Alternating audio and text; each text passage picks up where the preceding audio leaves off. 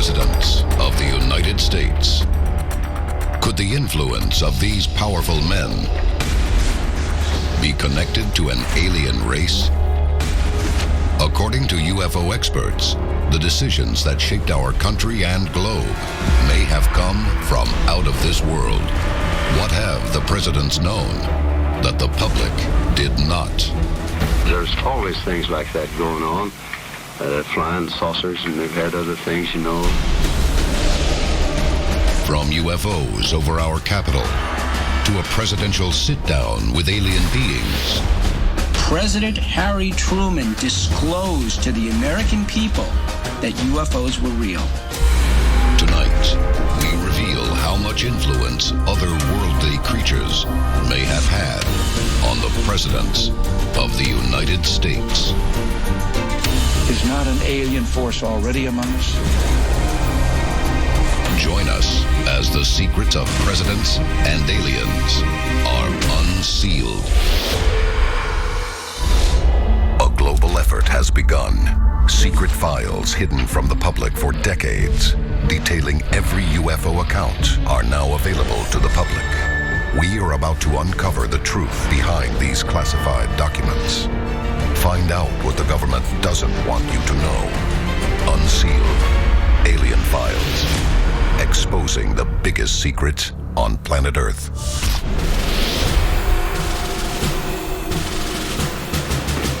Valley Forge, Pennsylvania. It is winter 1777, the height of the Revolutionary War. General George Washington leads a wounded battalion, leaving a trail of blood in the snow. During the horrendous winter at Valley Forge of the American Revolution, George Washington, who was getting demoralized at the state of his troops, went into the forest to pray. And in that forest, Washington saw what could only be described as an otherworldly phenomenon. In 1880, the National Tribune reported an account by one of Washington's men. In it, the soldier reports Washington was approached by a strange being in the woods. According to the story, the being showed Washington a map of America. On it fell drops of water. With each drop of water, a city emerged, a vision of the United States as it would appear in the centuries ahead. The second vision Washington had at Valley Forge was even stranger. Washington said that what he saw in the forest was a floating green orb, out of which jumped little creatures, small people. Washington said they were probably members of a local Indian tribe. But why would they be jumping out of a floating green orb? Did extraterrestrial creatures visit America's first president? This portrait of Washington features what seems to be a glowing craft hovering above a globe of the Earth. Could alien inspiration have affected not only this founding father, but others as well?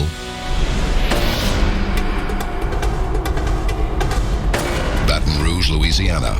According to a published account, on April 5, 1800, President Thomas Jefferson and his aide witnessed something unexplainable fly above their heads and crash into the Earth. So Jefferson's aide said that when they saw this UFO, it was about 70 to 80 feet long and about 200 yards off the surface of Earth. The object is described to be the size of a house and crimson red. After it passed over them for about 15 to 20 seconds, they saw it kind of disappear behind a hill, and they heard like a large crash and felt a rumble on the ground, which means whatever this object was definitely crashed here on Earth. Upon investigation, Jefferson learns that the surface of Earth was found broken up and badly scorched. Could this sighting, as many alien theorists believe, be the first UFO crash encountered by a president, but not the last? Washington's description of his two UFO sightings at Valley Forge and Jefferson's description of William Dunbar's sighting of a UFO and a UFO crash over Louisiana in 1800, reported in 1801, really really set the stage for a number of future encounters reported by presidents of the United States about UFO encounters.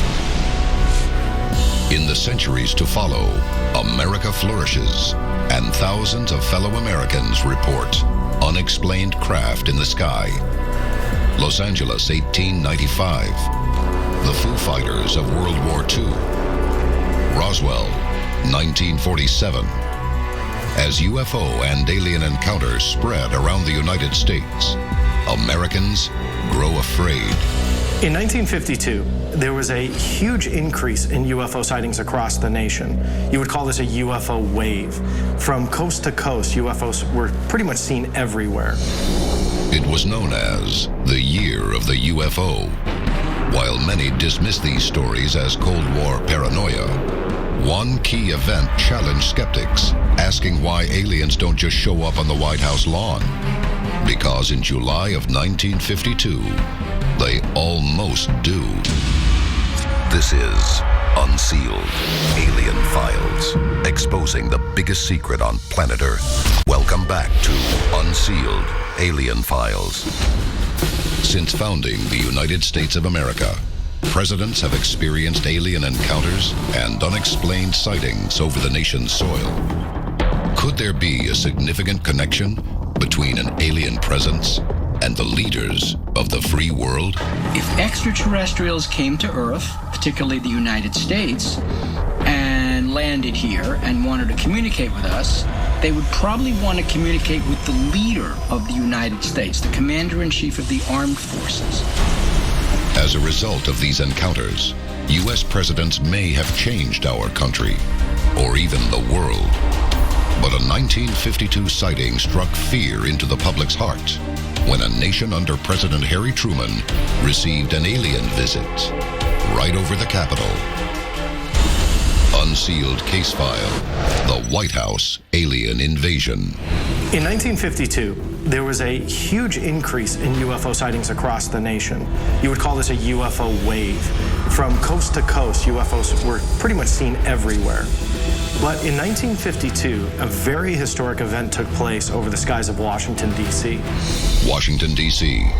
At 11:40 p.m. on July 19, 1952, an air traffic controller at Washington National Airport reportedly spotted 7 unidentified objects southwest of the city on radar. According to the air traffic controller who tracked these objects over the Capitol, they were moving in erratic fashion, something that no one was familiar with in normal aircraft. The objects moved into positions above the Capitol, the Pentagon, and the White House. The sighting above the Capitol in Washington, D.C. caused a lot of panic and fear. Let's face it, the military couldn't explain it, and this was an extreme threat to the President of the United States and our Congress and our politicians there in Washington. Witnesses calculate the objects to be moving at 100 miles per hour and accelerating to as much as 7,200 miles per hour as they roam freely above Washington.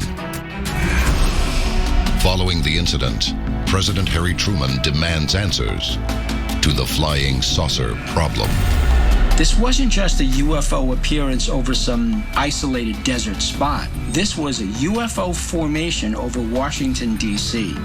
And in a very unguarded, unscripted moment before the press, President Harry Truman disclosed to the American people that UFOs were real.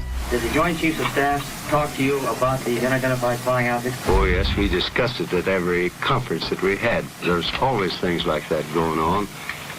Flying saucers, and they've had other things, you know.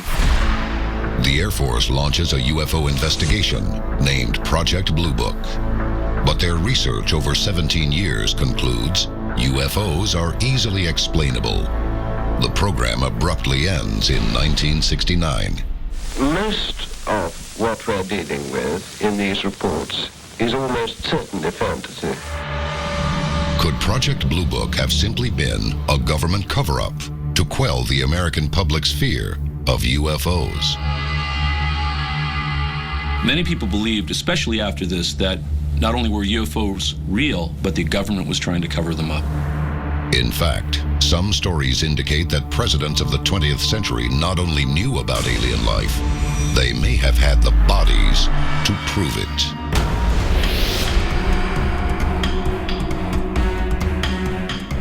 Inverness, Florida, February 19th, 1973. President Richard Nixon steps on to the Inverness Golf and Country Club, hole number 18. He is there to meet his friend, actor and comedian Jackie Gleason, to help open a charity golf tournament. But according to a story reported by Air Force security officer Larry Warren, the event is allegedly the beginning of a presidential alien encounter. Gleason was an avid UFO reader, and he said he pressured Richard Nixon to tell him about UFOs, what did the government know about UFOs, and Nixon, supposedly, according to Larry Warren, Gleason keeps pushing President Nixon to show him the UFO, show him an alien body, show him some kind of proof of UFOs. Nixon refuses. According to Warren's tale, Gleason later reported that Nixon had finally given in and revealed an extraterrestrial secret. Nixon, close to midnight, showed up at Jackie Gleason's house, driving his own private car, no Secret Service, no security. Tells Gleason to get in. He says, you want to see something? I'll show you something. They drive to Homestead Air Force Base, pass through security. The president shows Gleason these remains of extraterrestrials, aliens, encased in some kind of what Jackie Gleason described to Larry Warren as a Coke dispenser freezer. The U.S. presidency holds many secrets. We may never know for sure if the tale of Nixon and alien bodies is true. But we may have proof that one president actually met aliens alive. When we return, this is Unsealed Alien Files, exposing the biggest secret on planet Earth. Welcome back to Unsealed Alien Files. Since its founding in 1776, presidents leading the United States have become entangled in one of the biggest mysteries of mankind, the UFO enigma. People truly believe, and this has come out in various surveys and national polls about this, that the government is keeping secrets from the American people about not only the existence of UFOs, but government's involvement with UFOs. Some presidents claim to have no knowledge of our nation's alien secrets. If the United States Air Force did recover alien bodies, they didn't tell me about it either, and I want to know. But many modern presidents have witnessed UFO events that inspired them to share their experiences with the public. None more than the man known to some as the UFO president, Jimmy Carter.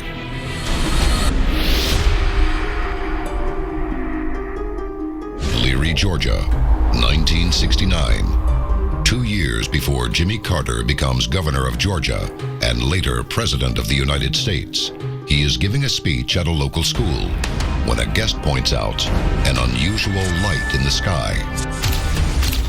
And Carter saw this, and it affected him a lot because not only did he remember this sighting and talk about it years later, he went out of his way to report it to the International UFO Bureau at the time that was investigating this phenomenon. Carter's official report described it as self-luminous, changing from blue to red and back to white in color. There are an estimated 10 to 12 witnesses to the event. And yet, Carter was not alone. His successor, Ronald Reagan, claimed to see a UFO and took his thoughts of alien invasion all the way to the United Nations.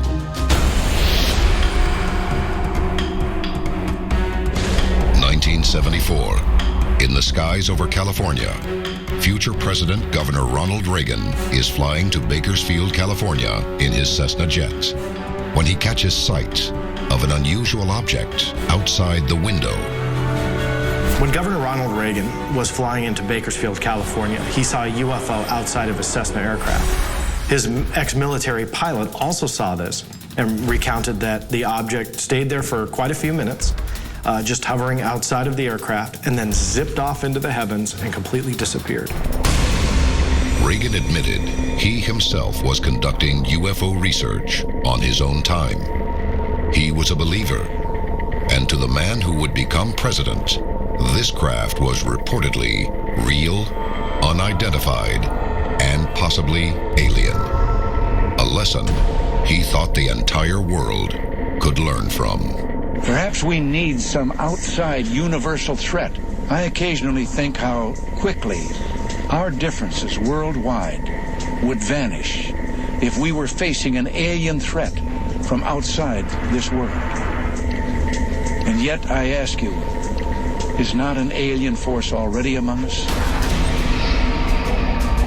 Perhaps the biggest presidential encounter of all is not a UFO sighting, but a meeting between a sitting U.S. president and an extraterrestrial here on Earth. It is an encounter so significant, it could affect the future of every man, woman, and child, if we can prove it happened.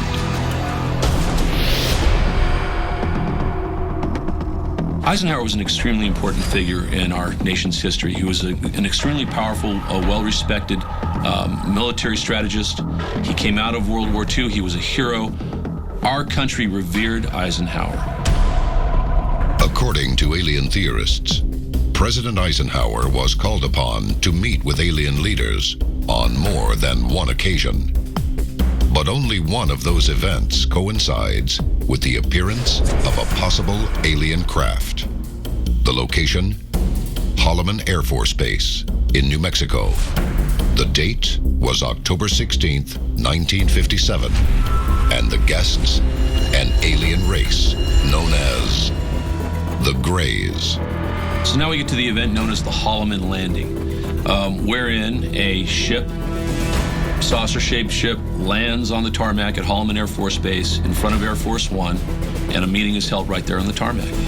Coming up next, one chilling photo could connect aliens and the history of our government for the past 50 years.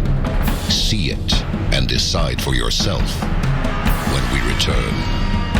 This is Unsealed Alien Files, exposing the biggest secret on planet Earth. Welcome back to Unsealed Alien Files.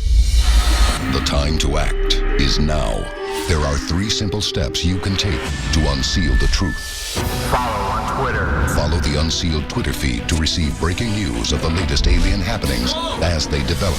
Tell your story. Have you seen a UFO? Whatever we encountered affected our memory. Upload stories and pictures to our interactive map. Join the movement. Get the Unsealed bracelet and the unique code hidden underneath to access exclusive content. Stop living in the dark. It is definitely coming this way. Get involved in the fight to unseal the truth. Now.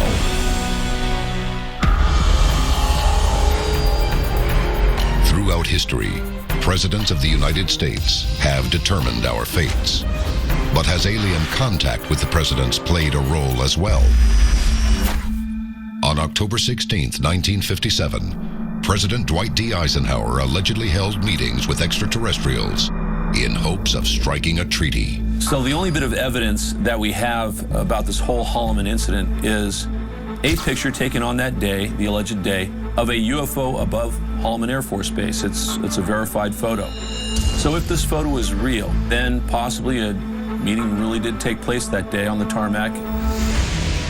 We may never know how much influence aliens have had on our founding fathers or current presidents. But if any of these encounters are true, one thing is certain. The leaders of the free world may have help from something that is not of this world. This is Unsealed Alien Files, exposing the biggest secret on planet Earth.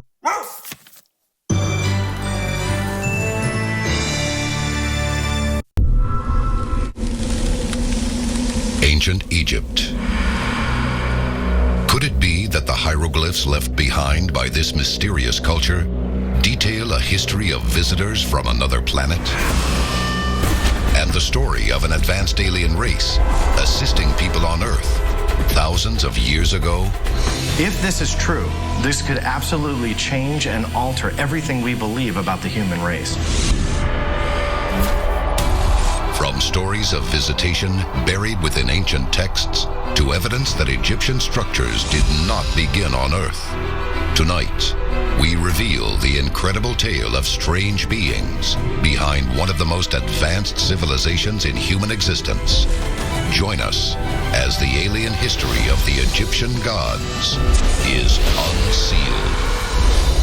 A global effort has begun. Secret files hidden from the public for decades, detailing every UFO account, are now available to the public. We are about to uncover the truth behind these classified documents. Find out what the government doesn't want you to know. Unsealed. Alien Files. Exposing the biggest secret on planet Earth. Evidence throughout the world suggests that a connection may exist between aliens and ancient human civilizations. The celestial calendar, known as Stonehenge. The ancient Indian tales of piloted ships called Vimanas. What we're discovering is that ancient societies that suddenly blossomed and bloomed out of nowhere learned that information from older, much older cultures. Probably human, but possibly not human. No civilization in human history may reveal more about our connection to the stars than a race beginning over 5,000 years ago. The people of ancient Egypt. Ancient Egypt is almost like a well of our own human past. The more we explore the mysteries of ancient Egypt, the monuments, the pyramids, the Sphinx, the more we realize that there's more to learn about ancient Egypt and its potential relationship to other extraterrestrial races. Dendera, Egypt.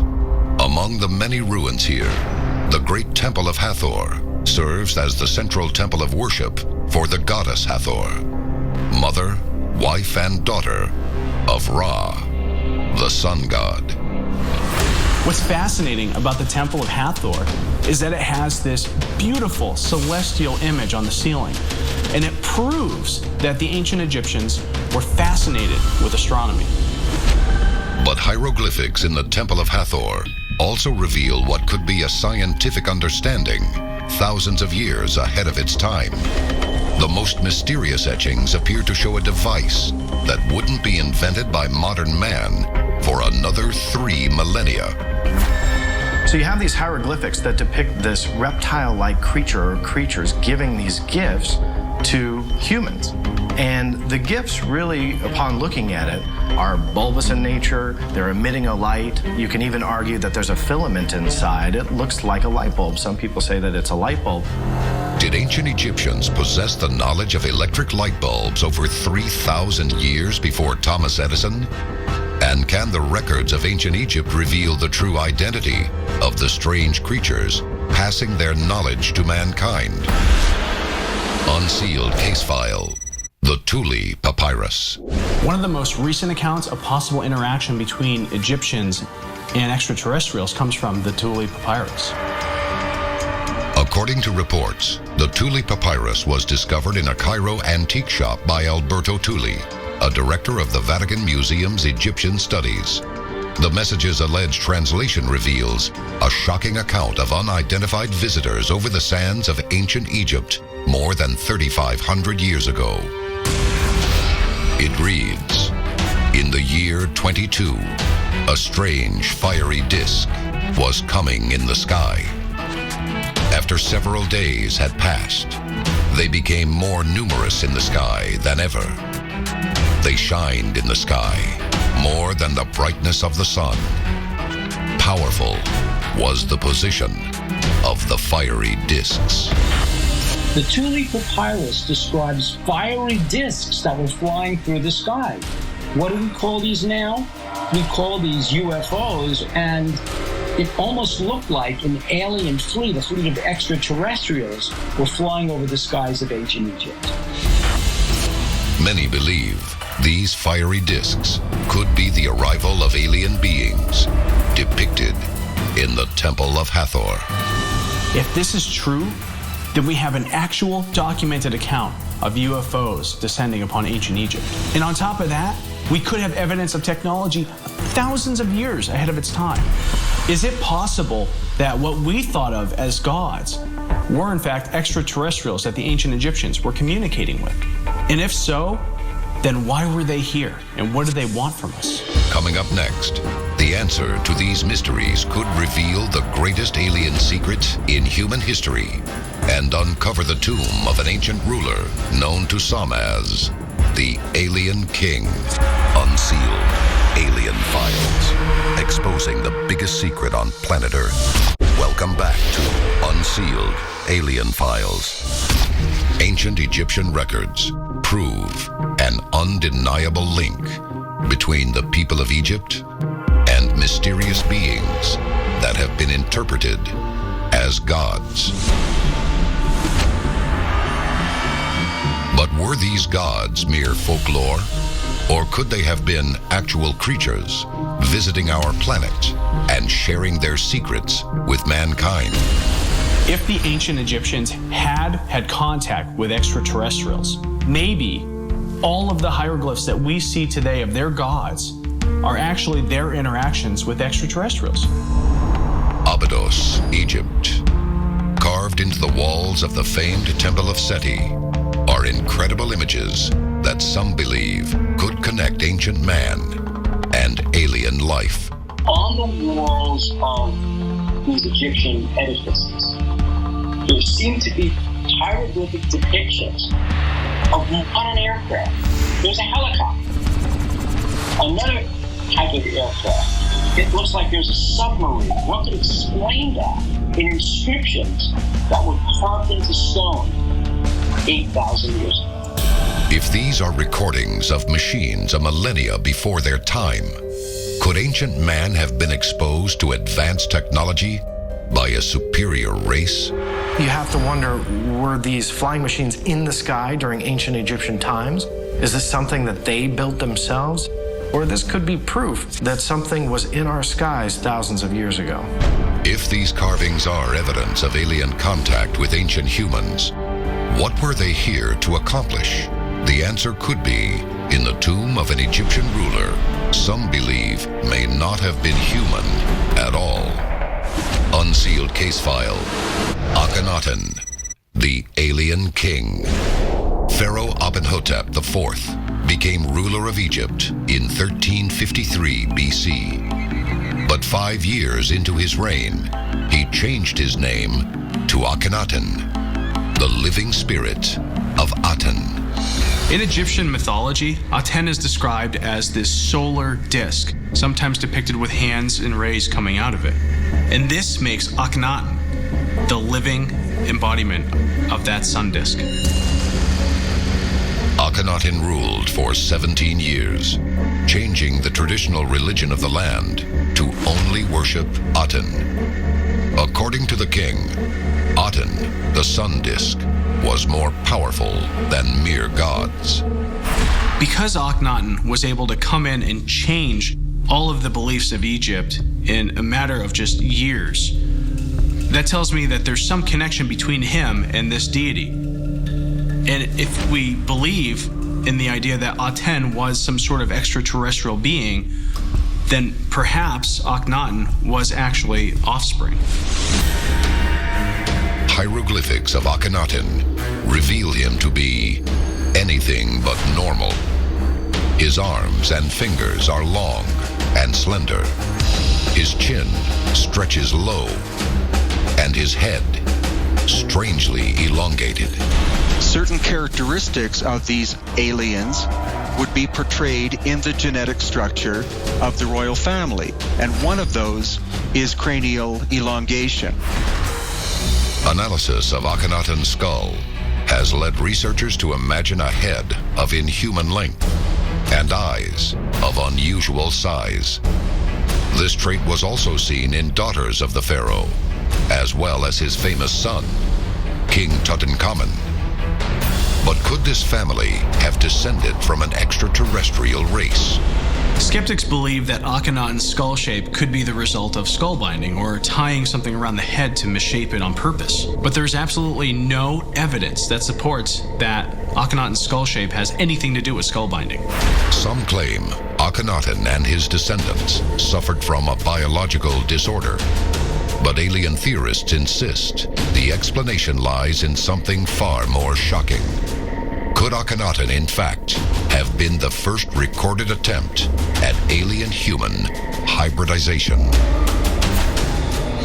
If an alien race were dying, how would they invade another planet to sustain their race, to keep themselves alive through successive generations? One way would be to hybridize with that species to create a new species, a synthesis of that species and their own, and therefore their civilization could be sustained. If aliens were successful in interbreeding with humans, their genes could still be present in the human race today. But where did they come from? And where did they go? The answer may be within messages left behind at their greatest achievement, the pyramids. Coming up next, the hidden codes of the pyramid reveal incredible evidence of alien architects and expose a shocking secret that could change everything we've ever believed about the origins of man. This is Unsealed Alien Files, exposing the biggest secret on planet Earth. Welcome back to Unsealed Alien Files. Ancient records and the remains of a pharaoh known as the Alien King may prove that the gods of Egypt were more flesh and blood than ever imagined. But could these strange beings have been visitors from another world? A lot of believers feel that that is evidence that they were visited. That is evidence that they knew more then than we know now about life out there in the universe. The pyramids. What many would call impossible structures. The pyramids may be man's greatest early feat of engineering. But was the feat accomplished by mankind alone? You can see examples of this all over the globe, but the most impressive and fascinating is the Great Pyramid at Giza. The Great Pyramid of Giza was partially constructed using 130 granite blocks that each weighed between 12 and 70 tons. Each massive piece was nearly impossible to move with sheer manpower alone, and yet each one was transported incredible distances. These large stones of granite were hauled 500 miles away to build the Great Pyramids of Egypt. They needed to be hoisted over 240 feet into the air by the time they reached their capstone. So how did any race do this and accomplish this, especially when they came 2,000, 3,000 years before the time of Jesus? According to historians, the Great Pyramid took only 20 years to construct. If true, workers would have had to quarry, craft, and fit a multi-ton block every 2.5 minutes. That's an amazing feat, even when you're talking about 21st century technology. So how did the ancient Egyptians do it? Really, the only answer to that you could come up with that makes sense today is they had help. They had to have had help. How could the human race do this by themselves?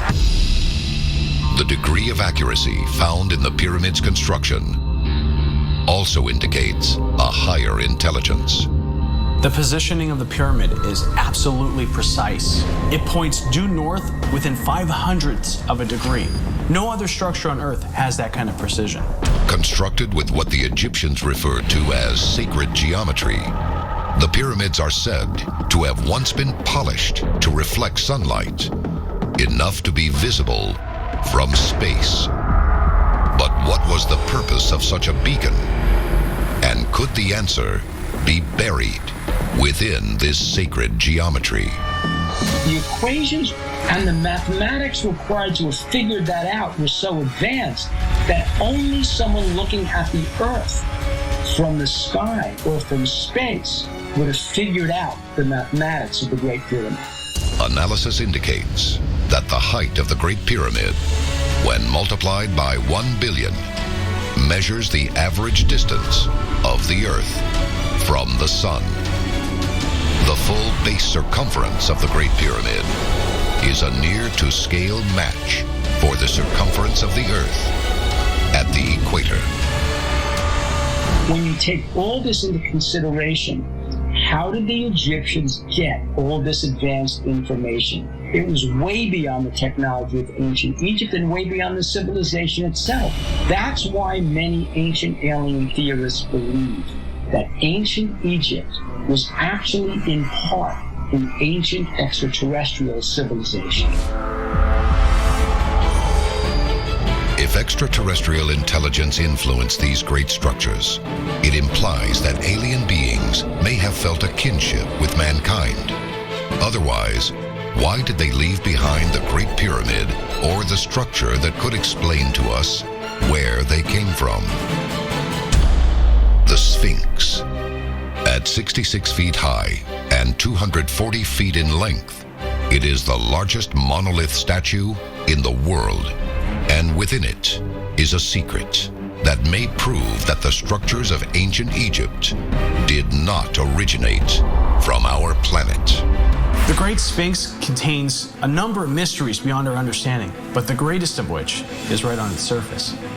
In 1991, geologists from Boston University discovered erosion and weather patterns on the Sphinx that date its construction thousands of years before the existence of the Egyptian civilization.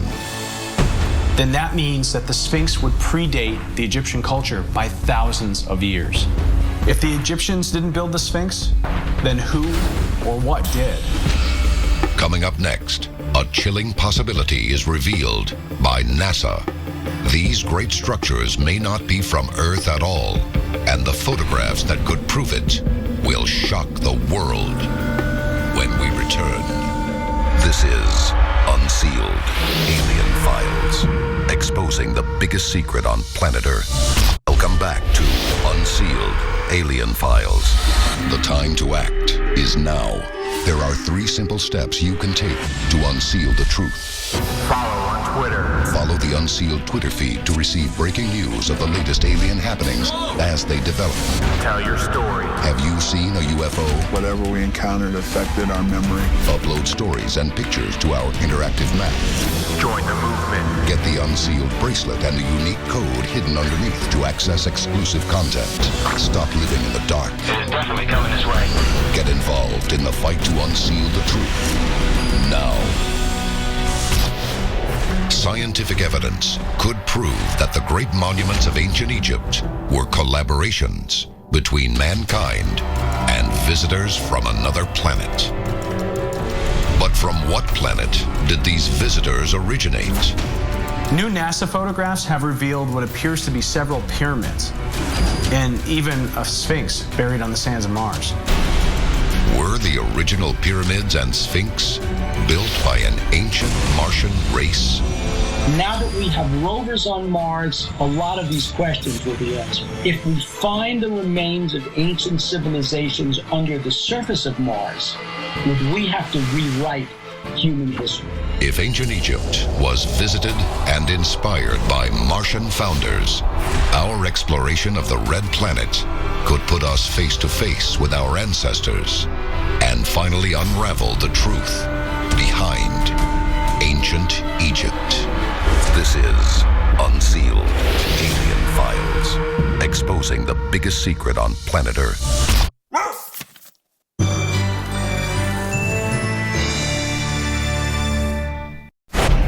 UFO sightings around the world could prove the existence of alien life. But one mystery remains. What is the extraterrestrial plan for Earth and the human race that inhabits it? If extraterrestrials are here on planet Earth, they could be here to save us or to slaughter us. Tonight, we count down the top 10 extraterrestrial plots for the future of our planet and species. From acts of human salvation to designs of global conquest, one thing cannot be denied. Each and every one could spell a different fate for the human race. If the evidence is true, then there's some type of reality to the extraterrestrial presence. Join us as the top 10 alien plots are unsealed. A global effort has begun. Secret files hidden from the public for decades, detailing every UFO account, are now available to the public. We are about to uncover the truth behind these classified documents. Find out what the government doesn't want you to know. Unsealed Alien Files. Exposing the biggest secret on planet Earth. Our first alien plot involves a threat that could be hiding within plain sight of every human on Earth. But some theorists believe it's only a secret if you don't work for NASA.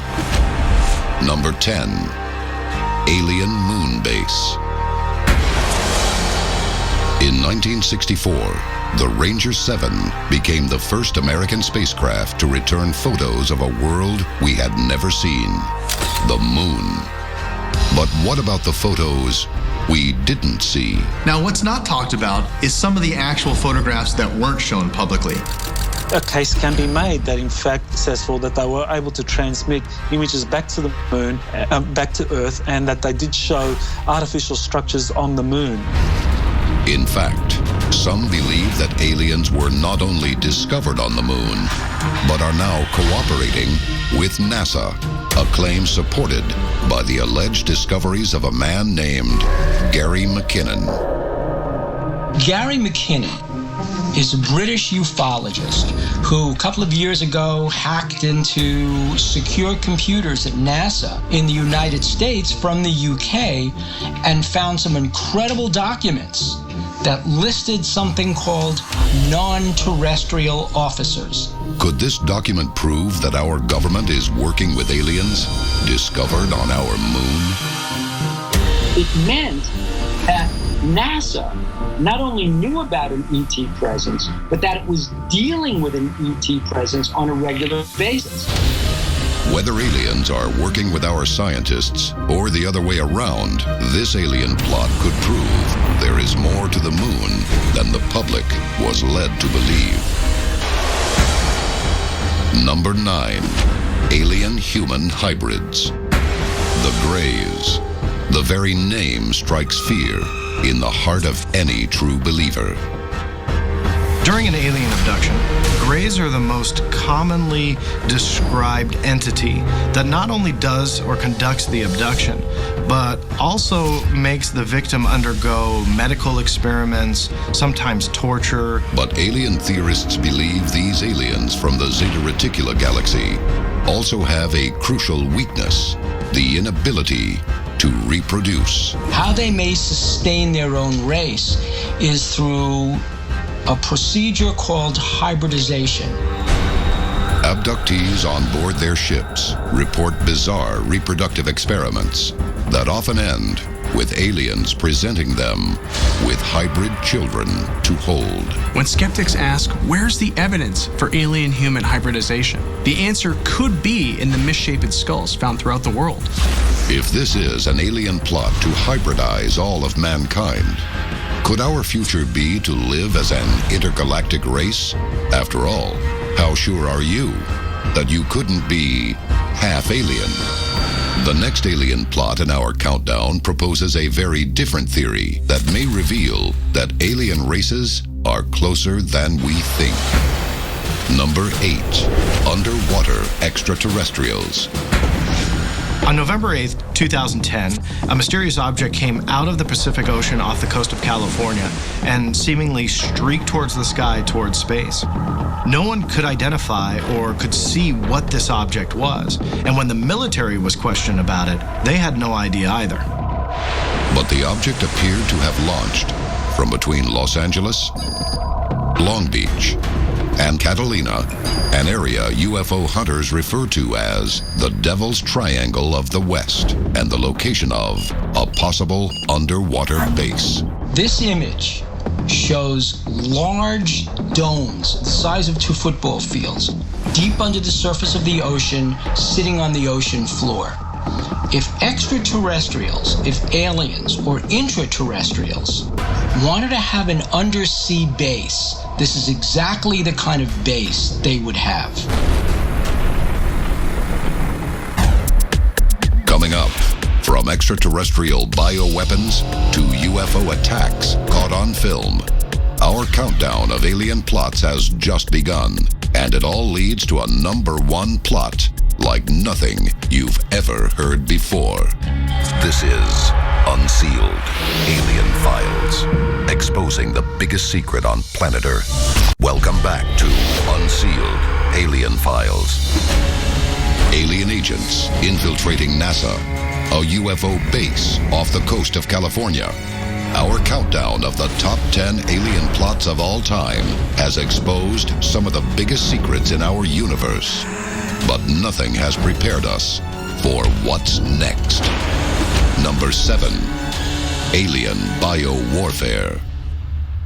Since the bubonic plague of the 14th century, mysterious illnesses have devoured our species. But could this biowarfare be an extraterrestrial plot? If an alien race really did want to deliver some type of biological agent or a virus to the planet Earth and introduce it to humans, they could easily do it. All they would have to do is find some type of delivery method, and they wouldn't even have to visit the planet itself.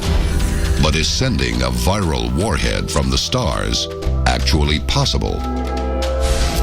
As crazy as that sounds, we've had 2 instances in the past decade where a meteor or comet has come very close, if not within our atmosphere, and left something behind.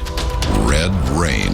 In 2010, Kerala, India was shocked when a sudden and bizarre storm ravaged the city. The biggest surprise about the red rain is that when they analyzed it, they found organic material inside the particles that was not terrestrial. But could matter from such a meteorite actually poison human beings? Just ask the residents of Caracas, Peru. On September 15th, 2007, a huge fireball fell from the sky and struck the ground of this small working village. When it crashed, people living near the site became very, very sick. They were throwing up. They were clearly poisoned by something. If true, this alien plot could reveal that a war with an alien race may be over before we even realize it's begun. But could some aliens be looking to help instead of harm? Number 6, aliens versus nuclear weapons. Big Sur, California, June 10th, 1964. An Atlas ballistic missile, fired as a test by the U.S. Navy, is going as planned. But later, military officers viewing the test footage see something shocking in the final stages of flight. Officials who saw this video claim to have seen a silver disc come into frame, shoot some rays of light at the missile, and essentially destroy a warhead. 3 years later, at Malmstrom Air Force Base, a deputy commander overseeing a siloed fleet of ballistic missiles receives a frightened call reporting unidentified objects hovering over the base. Suddenly, alarm bells start to ring, and each and every nuclear missile becomes inoperable. It was like whatever this craft or UFO was, it was strategically shutting down this nuclear missile silo. It's possible we may never know the motives of our extraterrestrial visitors or what they have planned for human beings. But if our next alien plot is true, the President of the United States most certainly does. Number 5, the Alien-Human Pact. This photo appears to show an alien craft moments before it landed at Holloman Air Force Base in New Mexico on October 16, 1957.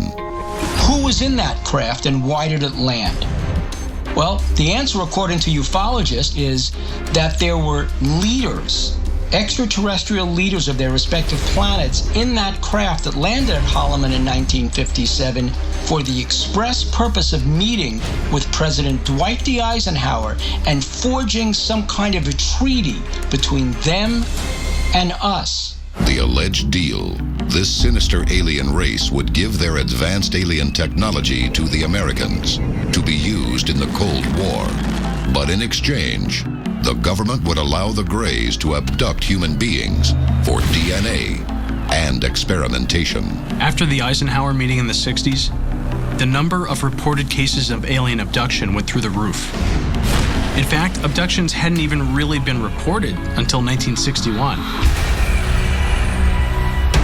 Some say this alien plot continues on planet Earth to this day. And if correct, none of us may be safe. But if you think that's scary, our next plot reveals the most shocking participant of all: you. Coming up next, from reptilian world leaders to real alien implants, the next 3 extraterrestrial plots reveal the truth buried underneath our skin. And if you think you're prepared for our number 1 of all time, think again. This is Unsealed Alien Files, exposing the biggest secret on planet Earth. Welcome back to Unsealed Alien Files. Counting down the top 10 alien plots of all time has exposed aliens hiding among us and even cooperating with the president. But our next extraterrestrial plan reveals that the most unlikely conspirator could be someone you only thought was human. Number 4, the reptilian threat. From the Garden of Eden to ancient Egypt, creatures that are neither man nor reptile are depicted as living among human beings. Some people believe that creatures like this really did exist in the past, and still do in the present in underground caverns. This race is known as the Reptilians, and some say they have developed a terrifying ability to take on the form of human beings. Is there any logical explanation for how reptilian-type creatures might have come to planet Earth? Well, the answer is yes. They might not have come to planet Earth at all. They might have been an original species that have lived here not just for tens of thousands of years, but for millions of years. In recent years, some theorists have publicly accused celebrities, royalty, and even presidents of having a secret reptilian persona. While most dismiss these theories as mere fantasy, even skeptics must admit, sometimes the thought that world leaders are driven by the goals of a bloodthirsty reptilian cult almost seems a little too terrifyingly perfect. Number 3, gods of the ancient world. Strange beings with inhuman heads, kings with elongated skulls and large eyes. Technological innovations a millennia before their time. The ancient hieroglyphs of Egypt provide many mysteries. But could we now have an answer to the message they were leaving behind? We really don't know what the answer is, but what we do know is on multiple occasions, it is documented that these Egyptians were seeing what could only be described as UFOs or some type of craft in their skies. But could these images, as some scholars believe, be actual sights witnessed by the people of ancient Egypt? Messages left behind of beings and machines visiting from the stars. Creatures that, looking back, we refer to simply as gods. Is there any member of the Egyptian royal family, the houses of the pharaohs, that ufologists believe might have been an alien? Yes. That person is Akhenaten, whom ancient alien theorists believe was really an alien himself, a hybrid of mixed human and extraterrestrial blood.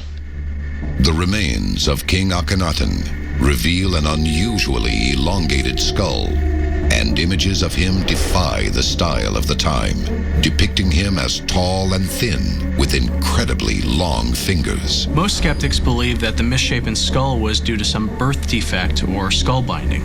But if Akhenaten was an alien or a hybrid, that means that in a not-so-distant past, we had an alien walking among us. And if his bloodline is still alive today, the DNA of these ancient alien gods may in fact still run in our veins as well. Number 2, alien implants. What you are witnessing is actual footage of a very unusual surgery. This patient claims to have something unexplainable inside of him, something that can only be removed by one remarkable surgeon. My name is Dr. Roger Lear, and I am by profession a podiatric surgeon. I've donated about the last 30 years of my life to the removal of objects from alien abductees. Within these alleged alien abductees are small, strange implants, objects with no known origin, no scar from entry, and a composition that will chill the spine of any hardened skeptic. The lab came back with pages and pages and pages of a report telling us, and the only conclusion that they could come to in the report was these were meteorite samples. But what could be the insidious plot behind these alien implants? In several cases we've had, the patient states in so many words that are almost hauntingly exactly the same. They have a newfound feeling of freedom. Could this freedom be evidence of an alien plot to control us from within?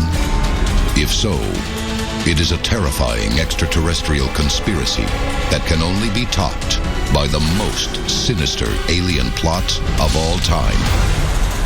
A scheme so incredible it can only be revealed as our number 1 when we return. This is Unsealed Alien Files, exposing the biggest secret on planet Earth. Welcome back to Unsealed Alien Files. The time to act is now. There are 3 simple steps you can take to unseal the truth. Follow on Twitter. Follow the Unsealed Twitter feed to receive breaking news of the latest alien happenings as they develop. Tell your story. Have you seen a UFO? Whatever we encountered affected our memory. Upload stories and pictures to our interactive map. Join the movement. Get the Unsealed bracelet and the unique code hidden underneath to access exclusive content.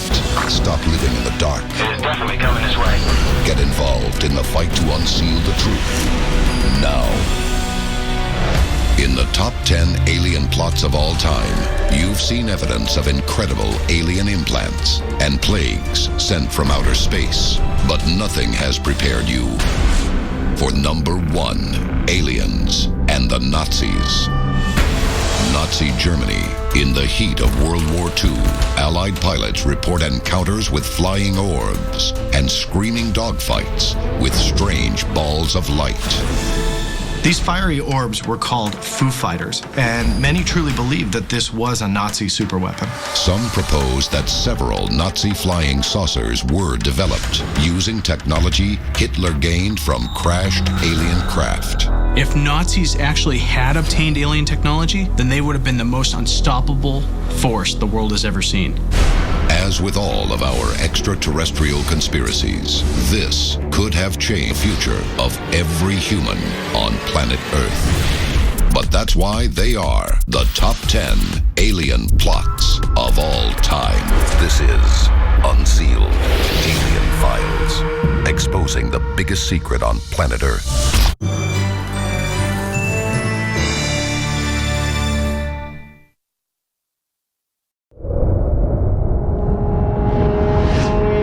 Mars. Named for the god of war, it is the most similar planet to Earth in our entire solar system, perhaps the only other planet that could support life, human or otherwise. What can explain the inhuman discoveries made on Mars? Bizarre structures, possible alien remains, and what could be an alien figure caught on NASA cameras. Is mankind on the verge of discovering alien life on Mars? Or have we already found proof of Martian civilizations? This almost appears to be a whole city unexplored on the surface of Mars. Tonight, the shocking truth of a world that could hold the key to our past and our future. Join us as the incredible secrets of alien life on planet Mars are unsealed. A global effort has begun. Secret files hidden from the public for decades, detailing every UFO account, are now available to the public. We are about to uncover the truth behind these classified documents. Find out what the government doesn't want you to know. Unsealed Alien Files, exposing the biggest secret on planet Earth. In August 2012, NASA's Curiosity rover landed on the surface of the Red Planet.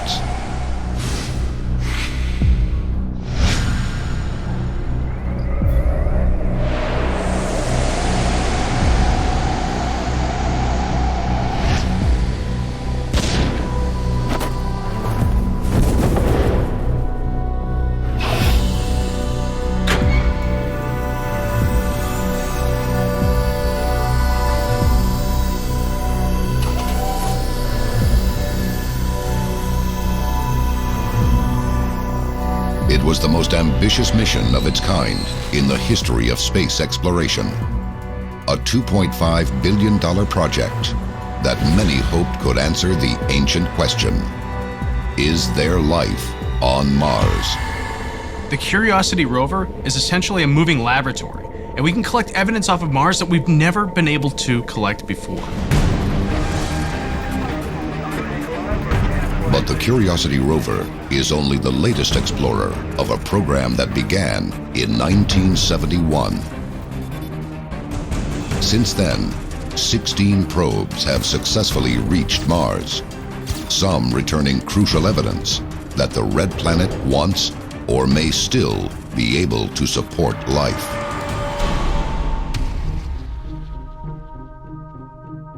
In 1975, Viking orbiters showed geological evidence of rivers, lakes, and oceans. These images painted the picture of an ancient Mars that may have once held an abundance of alien life. When they discovered that there was at one time possibly water on the surface of Mars, that blew open the door of possibility for there being extraterrestrial life in our solar system, let alone the universe. Could Mars in fact have been much more like Earth than we once believed? The first color photographs of the Martian surface were taken by a rover in 2004. The images revealed that the Red Planet was anything but. One of the things that shocked people in 2004 when NASA and JPL released these photos was this wasn't the dead planet that we've been led to believe with a brown sky and brown dusty surface. That when you look at this bluish sky and when you look at the surface of the Martian ground, it very much resembled the surface of Earth. Could our exploration of this alien planet uncover the ultimate extraterrestrial secret? That intelligent life once, or perhaps still, exists on Mars, and that the evidence has been right before our eyes. Unsealed case file: The Skull of Mars. In 2004, NASA landed 2 rovers on the surface of Mars, Spirit and Opportunity. They were sent to explore opposite sides of the Red Planet.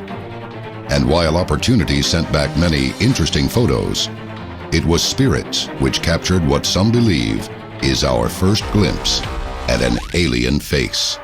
In this picture, we see a shape sitting on the ground. It has familiar features: eyes, a nose, even teeth. Could this be, as some believe, a humanoid skull buried in the Martian soil? Alien theorists believe that this could be evidence that either humans had visited Mars at some point in the past, or that some other humanoid alien race has existed there for thousands of years. Is this object, in fact, an ancient fossil? And what could be buried alongside it? Coming up next, the search for answers could reveal not only evidence of an alien being on the surface of Mars, but an entire civilization. This is Unsealed Alien Files, exposing the biggest secret on planet Earth. Welcome back to Unsealed Alien Files. Photographs of Mars reveal alien landscapes remarkably similar to Earth and unexplained images that look terrifyingly human. But the biggest question remains, is there alien life on planet Mars? All the evidence points to the fact that Mars could have very well supported life in the past and maybe supports alien life to this very day. July 25th, 1976. The Viking 1 orbiter photographs a Martian terrain known as Cydonia. Of the many pictures taken that day, one would be seen as a sign that we may not be alone in the universe. A human face etched into the surface of Mars. Well, the face of Mars doesn't resemble, it looks like a human face. I mean, it's looking up at the stars, at the heavens, but it looks like a human face. No mistaking it. And this thing has two eyes, a nose, a mouth. It has something that looks like a headdress on it. And this face, by the way, is about 3 miles, top to bottom, chin to head to top of head, and about 2 miles across. So it's a very large object, it's not small. Alien theorists propose that the face of Mars could be a monument constructed by an ancient alien race, an invitation or a warning to visitors of Mars. Skeptics say, well, why would an alien race make something like this? Well, who knows? It could be for a number of reasons. It could be as a monument to, maybe they knew a cataclysm was coming and they wanted to leave something that would let people know that they were there, let somebody know that they were there. It could be as simple as art. I mean, why do we create art? Why do we create sculpture? Shockingly, the most recent images of the face reveal nothing more than a mountain of sand. Was the face a mere illusion? Or could it be that the face was purposely destroyed using explosives on board the Mars Observer? A NASA statement from August 21st, 1993 reports that NASA Forever lost contact with Observer over the Martian surface, followed what was believed to be a fuel rupture. The next time the face was photographed in 1996, its features had vanished. It may be mere coincidence, but some believe this is just the most recent evidence of a cover-up to protect the truth.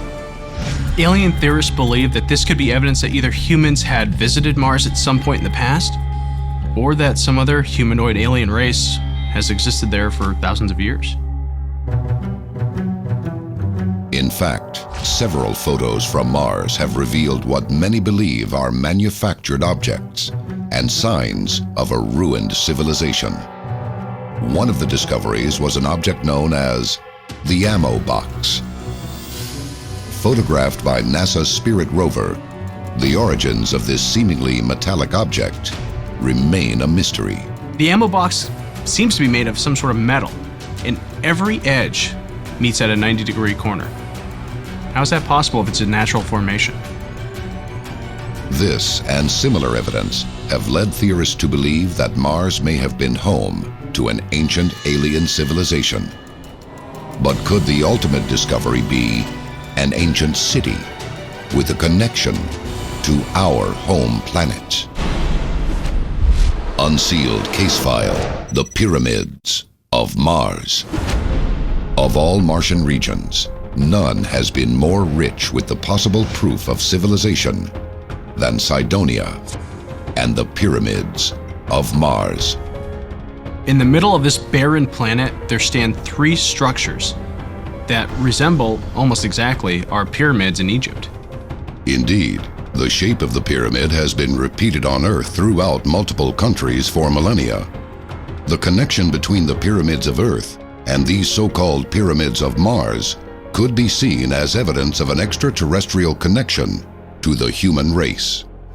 If these structures on Mars were manufactured by some sort of alien beings, what could that mean for our race? It could mean that we have neighbors who obviously thousands of years ago came here to visit us and left influences on our people and our cultures. The largest of the Martian monuments is known as the DNM Pyramid. It spans almost 2 miles and stands half a mile tall. Shockingly, the axis of the pyramid is nearly in alignment with the north-south axis of Mars, just as the Great Pyramid of Giza is aligned with the north-south axis of the Earth.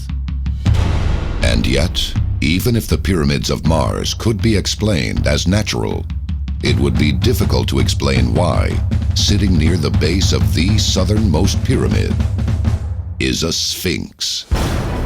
Coming up next, an intergalactic war and possible images of an alien being lead to the ultimate question: is a Martian invasion in our future? Find out when we return. This is Unsealed Alien Files, exposing the biggest secret on planet Earth. Welcome back to Unsealed Alien Files. Humanoid faces seen in the Martian terrain, images of possible alien life, objects that seem to defy natural explanation. The evidence of alien life on Mars raises questions about an advanced civilization and their mysterious disappearance. Can the answer be found within pyramids eerily similar to ancient Egypt, right down to the presence of a sphinx? The Sphinx on Mars is a monolith that was discovered in 1997 by the Pathfinder mission. If you examine this photograph, even for just a minute, it's very clear that you can see a defined head, body, and even arms. It is a form remarkably like that of the Great Sphinx of Giza, with a head that appears to be decorated in an Egyptian headdress. And all of this within miles of the so-called face of Mars. When you think about an alien race building a giant face on the surface of their planet, some may laugh it off. And I always say, well, why would you laugh it off? Look at civilizations here on Earth stretching back thousands of years. You've got giant structures in the middle of Egypt, one of which just happens to be a very large face on the Sphinx.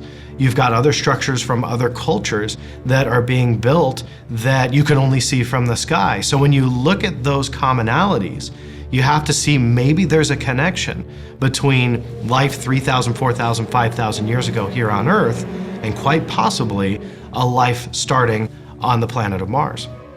If there truly was an ancient civilization on Mars, who knows how advanced they may have become before extinction?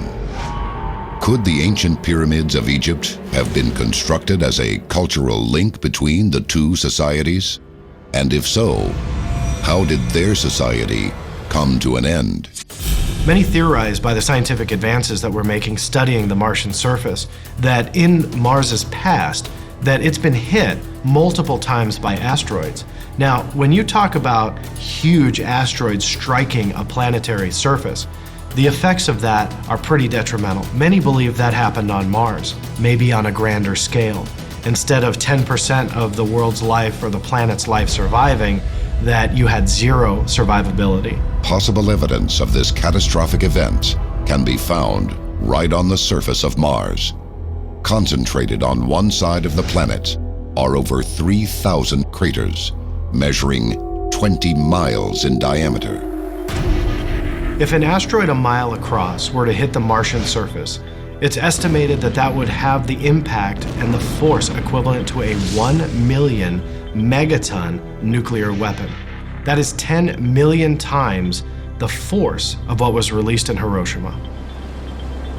The debris raised by such an asteroid could block out the sun, effectively killing all life on the planet. But could there be another explanation for these enormous craters? One that points to a very advanced ancient civilization on Mars. and a Martian nuclear apocalypse.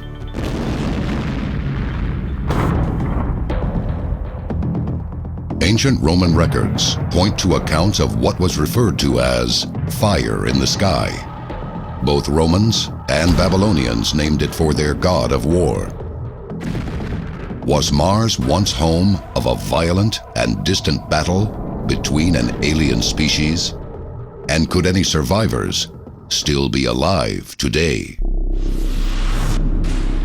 For years, we've been debating about what the Martians might look like. Science fiction gives us all kinds of different variations of what these aliens are. But in 2008, the Spirit rover gave us our first clear picture, which could show us who the Martians are.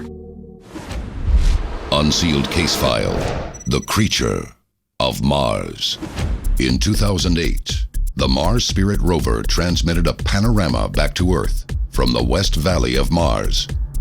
At first look, this photograph appears to merely be a stunning view of the Martian terrain.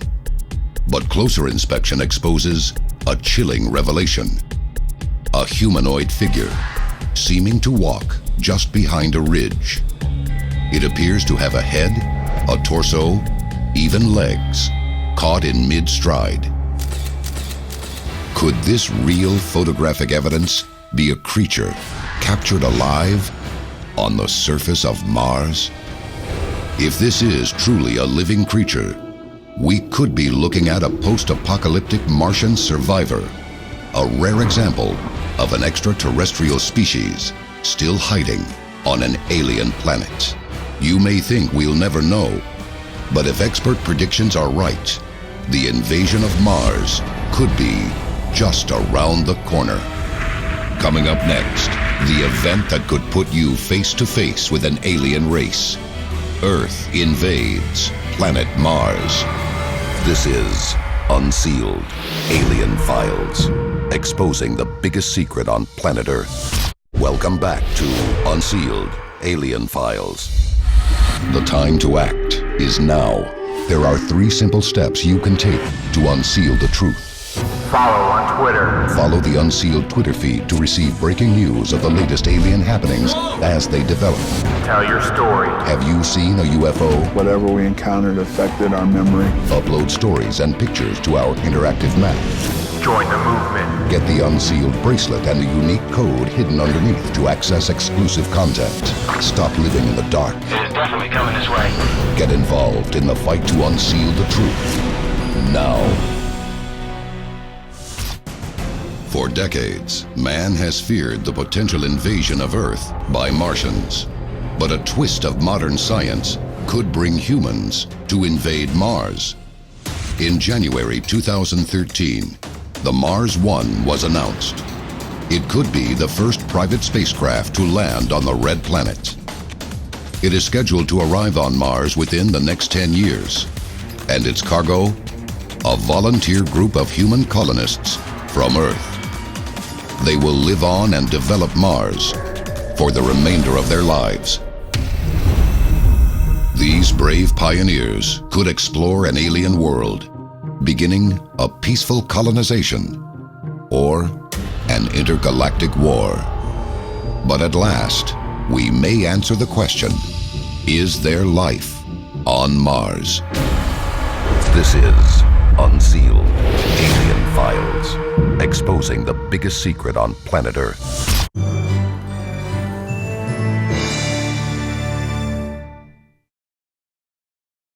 Black suits, inhuman eyes, and a secret, possibly unearthly agenda. They are the Men in Black. They show up in the dead of the night, and they don't take no for an answer. For decades, UFO experts and abductees have reported the strange appearance of ominous investigators after alleged UFO sightings. Their stories are virtually identical. These sinister figures have been dubbed the Men in Black on the basis of their smart black clothing. Men in Black have been seen traditionally traveling either in pairs or in threes.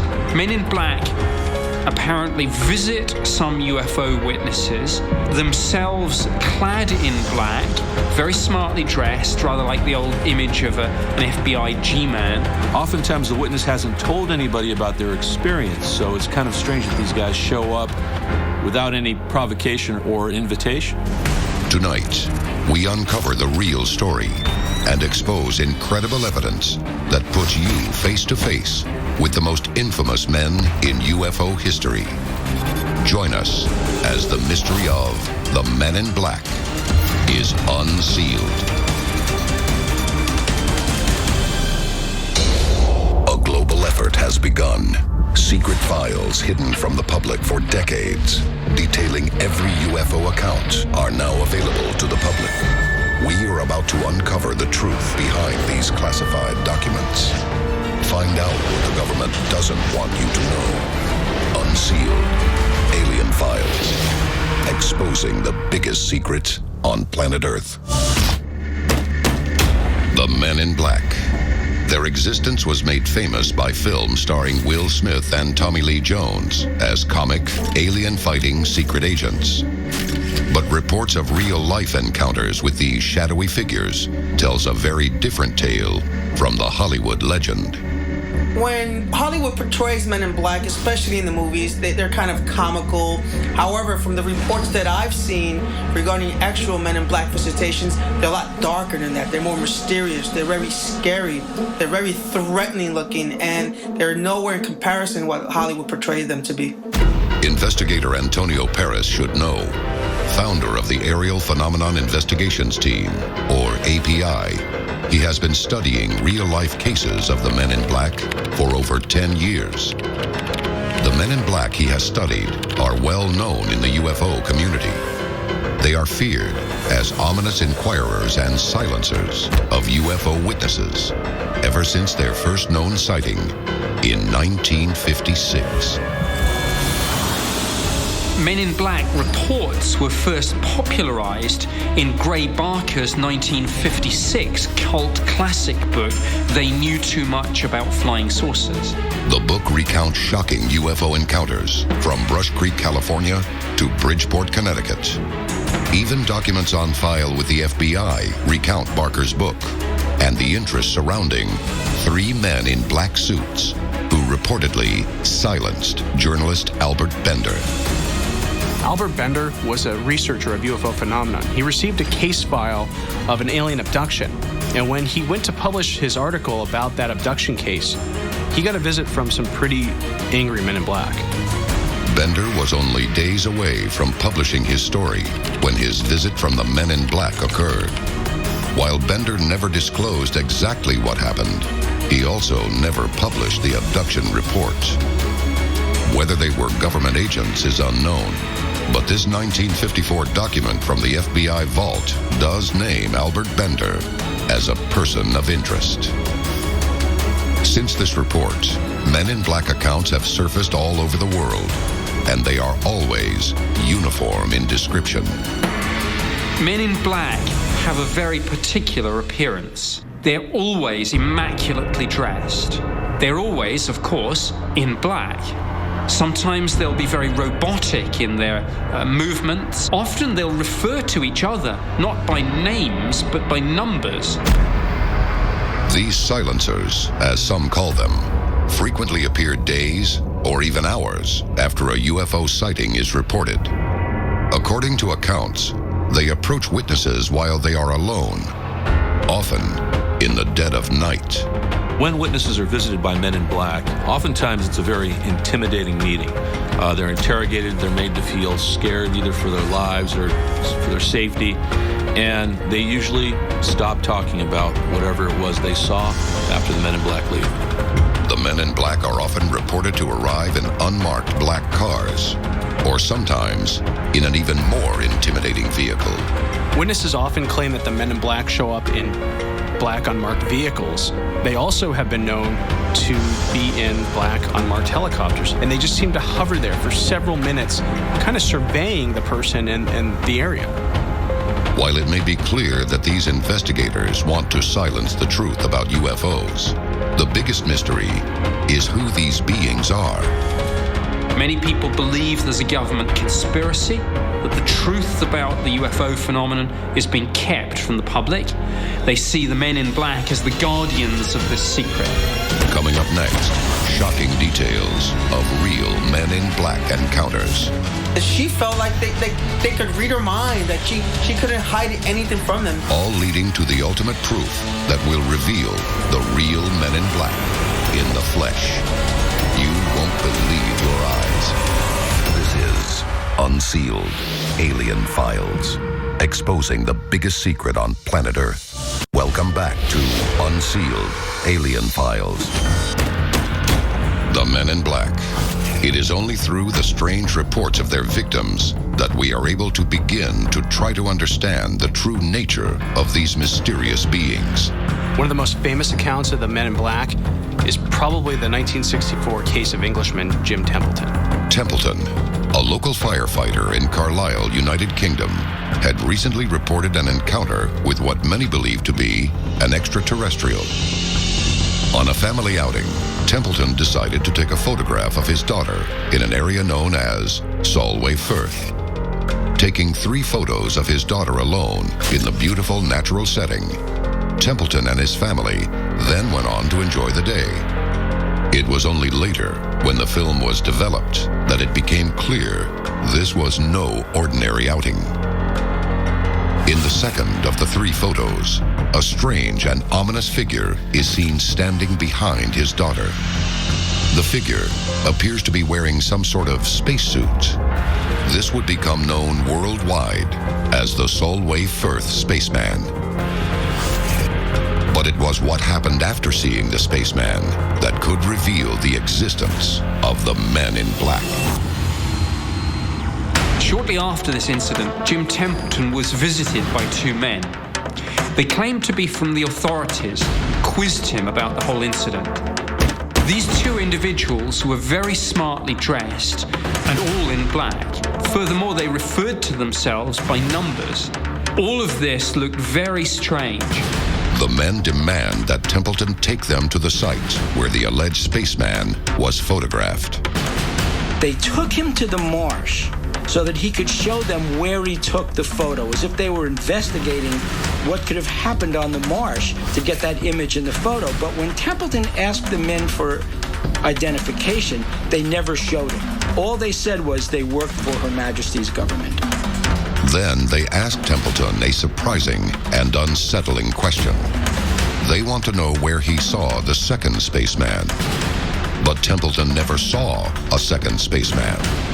When he insists there was only one, they become strange and hostile. Why would they have asked them about a second spaceman? Did they know something Templeton did not know? The British Ministry of Defense denies ever having investigators on the case. But the very appearance of these men in the United Kingdom seems to dispel the common thought that these investigators are American FBI agents. Just who are the Men in Black? One man may have the answer. When cases come in, we kind of go through what we call a triage.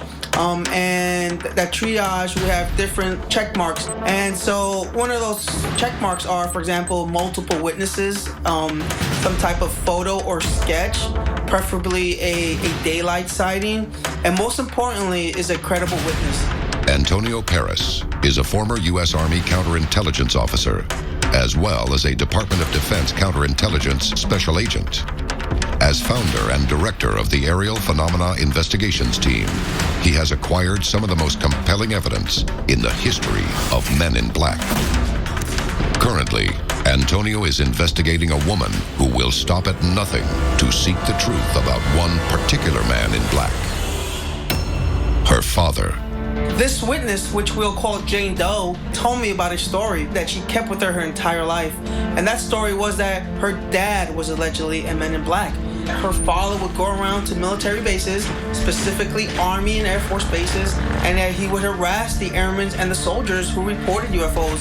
And on some occasions, he would threaten them with their lives. She also told the stories about him seeing dead aliens and crashed UFOs.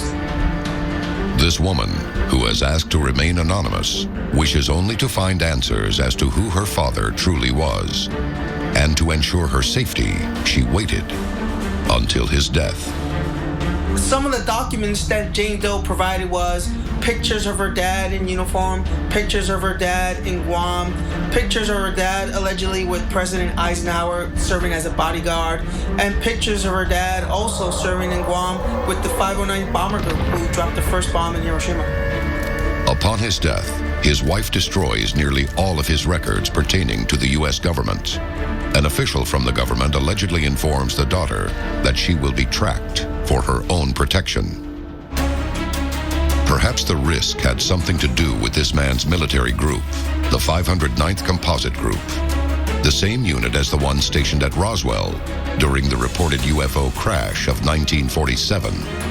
These are the FBI, the CIA, the Ministry of Defense, whoever it is, going out, finding out what the witnesses know, then making sure they don't talk about it. This man's story has never been made public until now. But Antonio's evidence of the Men in Black does not end there. Coming up next, what could be cold, hard evidence that the Men in Black are real and could be coming for you? This film footage is genuine.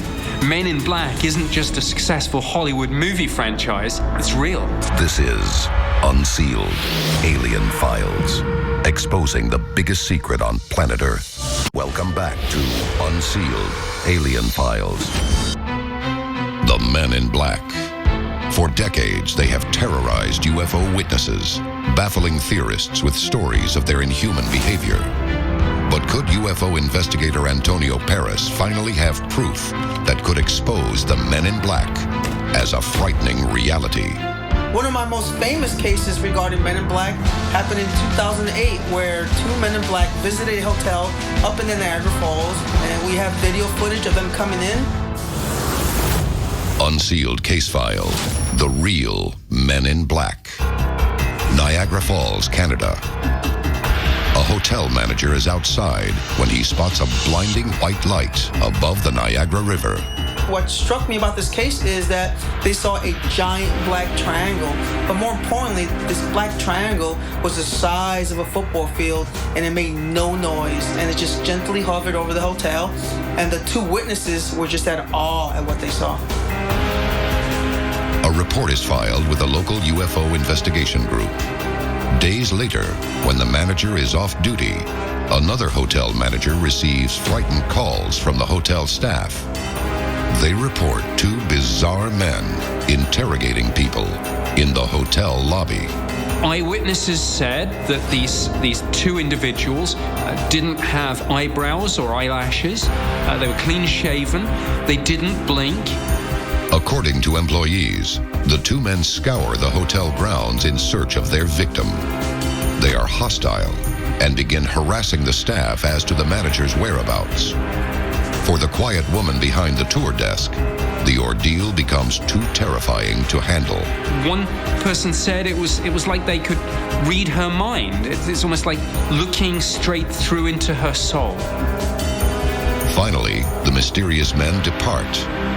The staff report feeling confused, disturbed, and extremely scared. This would all just be speculation.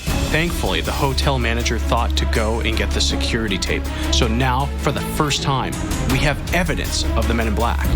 This footage is real.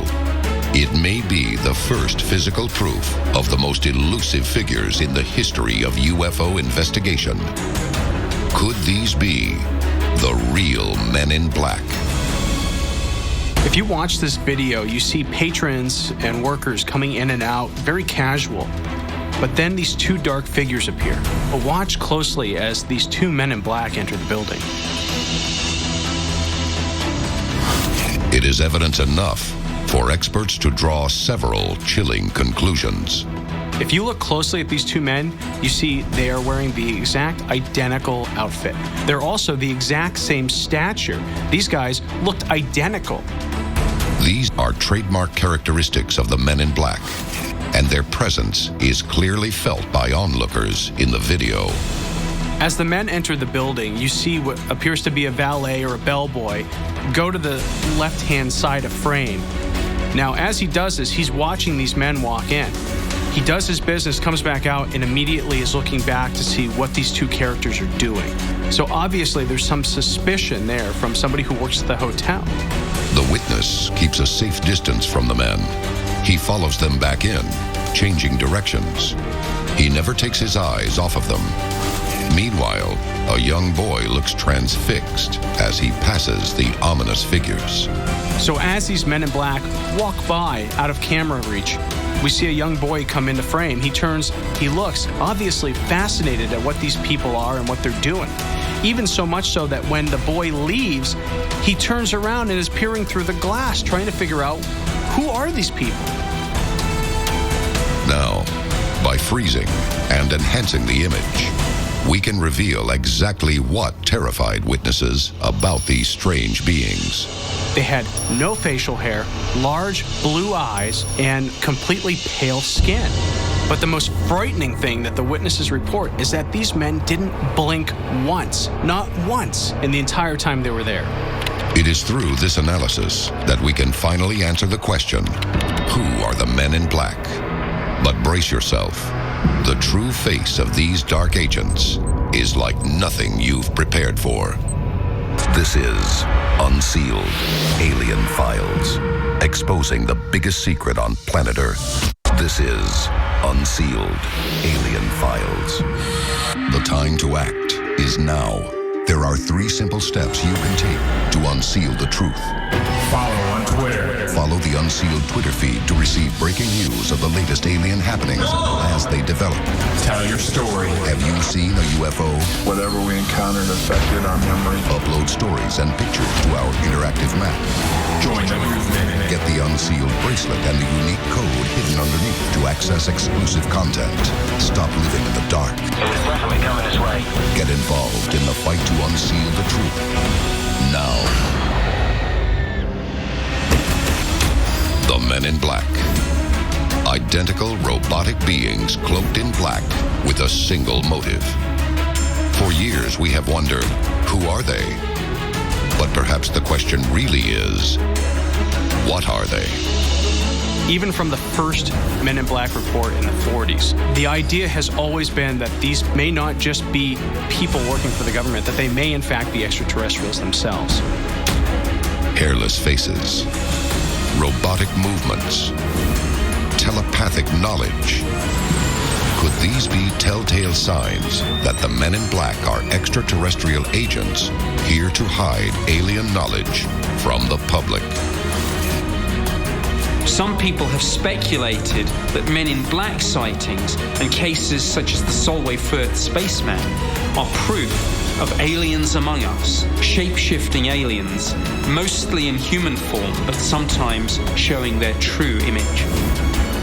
If these hair-raising visits from the Men in Black continue, our world is in for a rude awakening. One that could result in the complete silence of the human race. This is Unsealed Alien Files, exposing the biggest secret on planet Earth.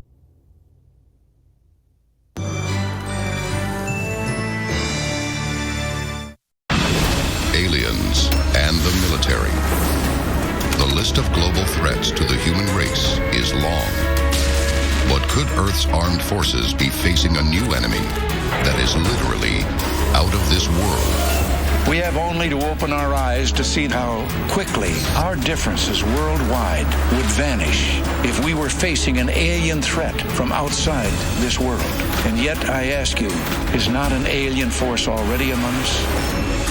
From UFO dogfights to acts of alien aggression against the planet's most powerful weapons of mass destruction, we will expose military evidence that could prove world governments have long been preparing for the next great global conflict, a real-life war of the worlds. Tonight, we present surprising cases of alien engagement and their cover-ups. Join us as the secrets of aliens and the military are unsealed. A global effort has begun. Secret files hidden from the public for decades, detailing every UFO account, are now available to the public. We are about to uncover the truth behind these classified documents. Find out what the government doesn't want you to know. Unsealed Alien Files. Exposing the biggest secret on planet Earth. The coast of Northern California, September 17th, 2012. The online newspaper Veterans Today reports a shocking military action. According to a leaked classified memo, warships from the United States and China have joined forces in the Pacific. Their target is cited as a highly unfriendly extraterrestrial threat. Normally at odds, the unlikely alliance raises fears of a doomsday scenario. When you look at the evidence, if the planet Earth were to ever face an invasion from an extraterrestrial race, and it really wouldn't be a war between this country and that country. Those boundaries would fade away, and that we would have to come together and fight that war together. The U.S. government has not confirmed the story, nor does it acknowledge that any evidence of alien spacecraft exists. But if there is no clear and present danger from aliens, why are American armed forces preparing for a UFO threat? Unsealed case file, Air Force Instruction 10-206. In 2011, shattering evidence of the Air Force's belief in UFOs is uncovered. While investigating whether or not the military in today's world was still investigating UFOs, I discovered Air Force Manual 10-206. This was undeniable proof to me that on the books there were still instructions for reporting unidentified flying objects. Although the public story remains that the military and the government have no interest in UFOs, Air Force Instruction 10-206 proves otherwise. This was not a manual from the 1960s or 1970s. We now have a manual, undeniable proof that the military was still actively investigating these UFO records, these UFO reports, and these UFO sightings. That's very, very significant because that is 100% contradictory to what the military wants you to believe. The military built to respond to the world's deadliest threats has officially placed flying saucers on the threat board.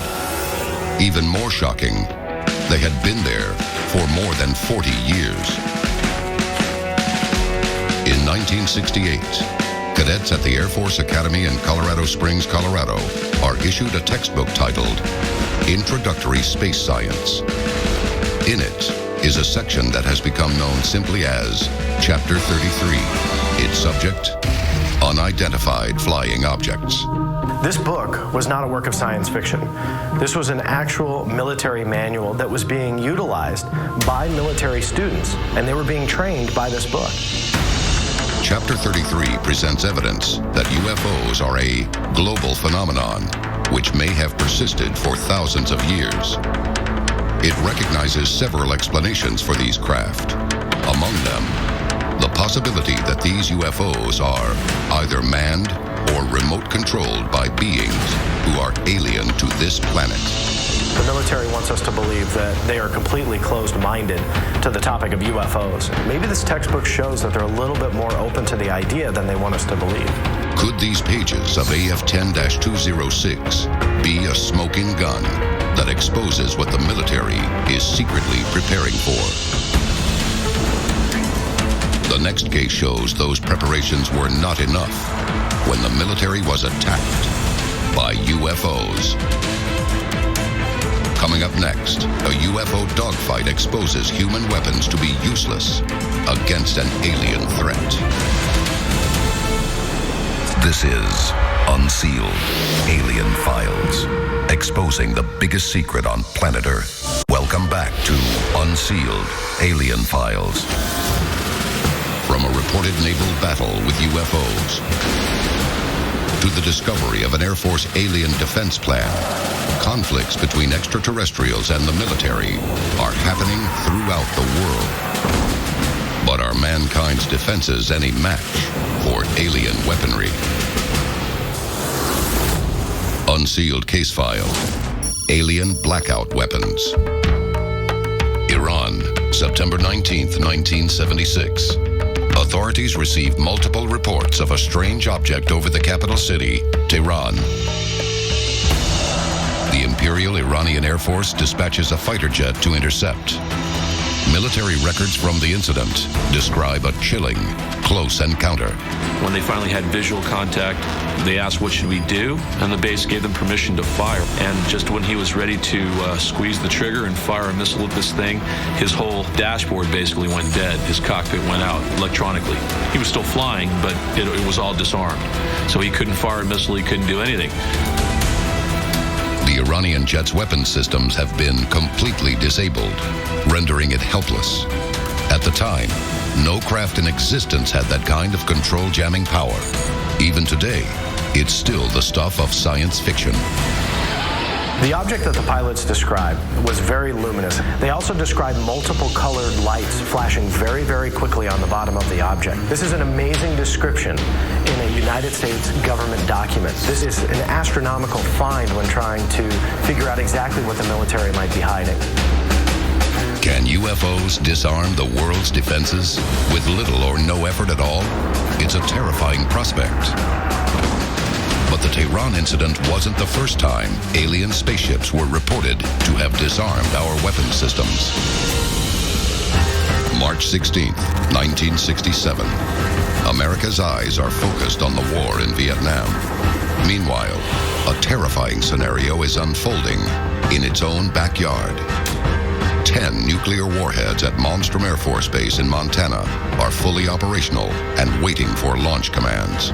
Captain Robert Salas is working 60 feet underground as part of the 490th Strategic Missile Squad.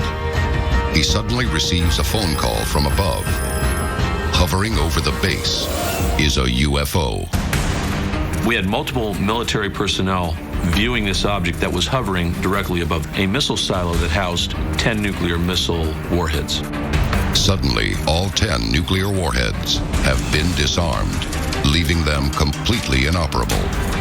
According to the official report for this incident, they do acknowledge that multiple military personnel witnessed a UFO or UFOs above the base, but it also states that there was no reasonable explanation for the silo to be shut down. If this report is true, and the UFO's presence was connected to this nuclear missile silo being shut down, what are they trying to tell us about the most dangerous weapons we have in our military arsenal?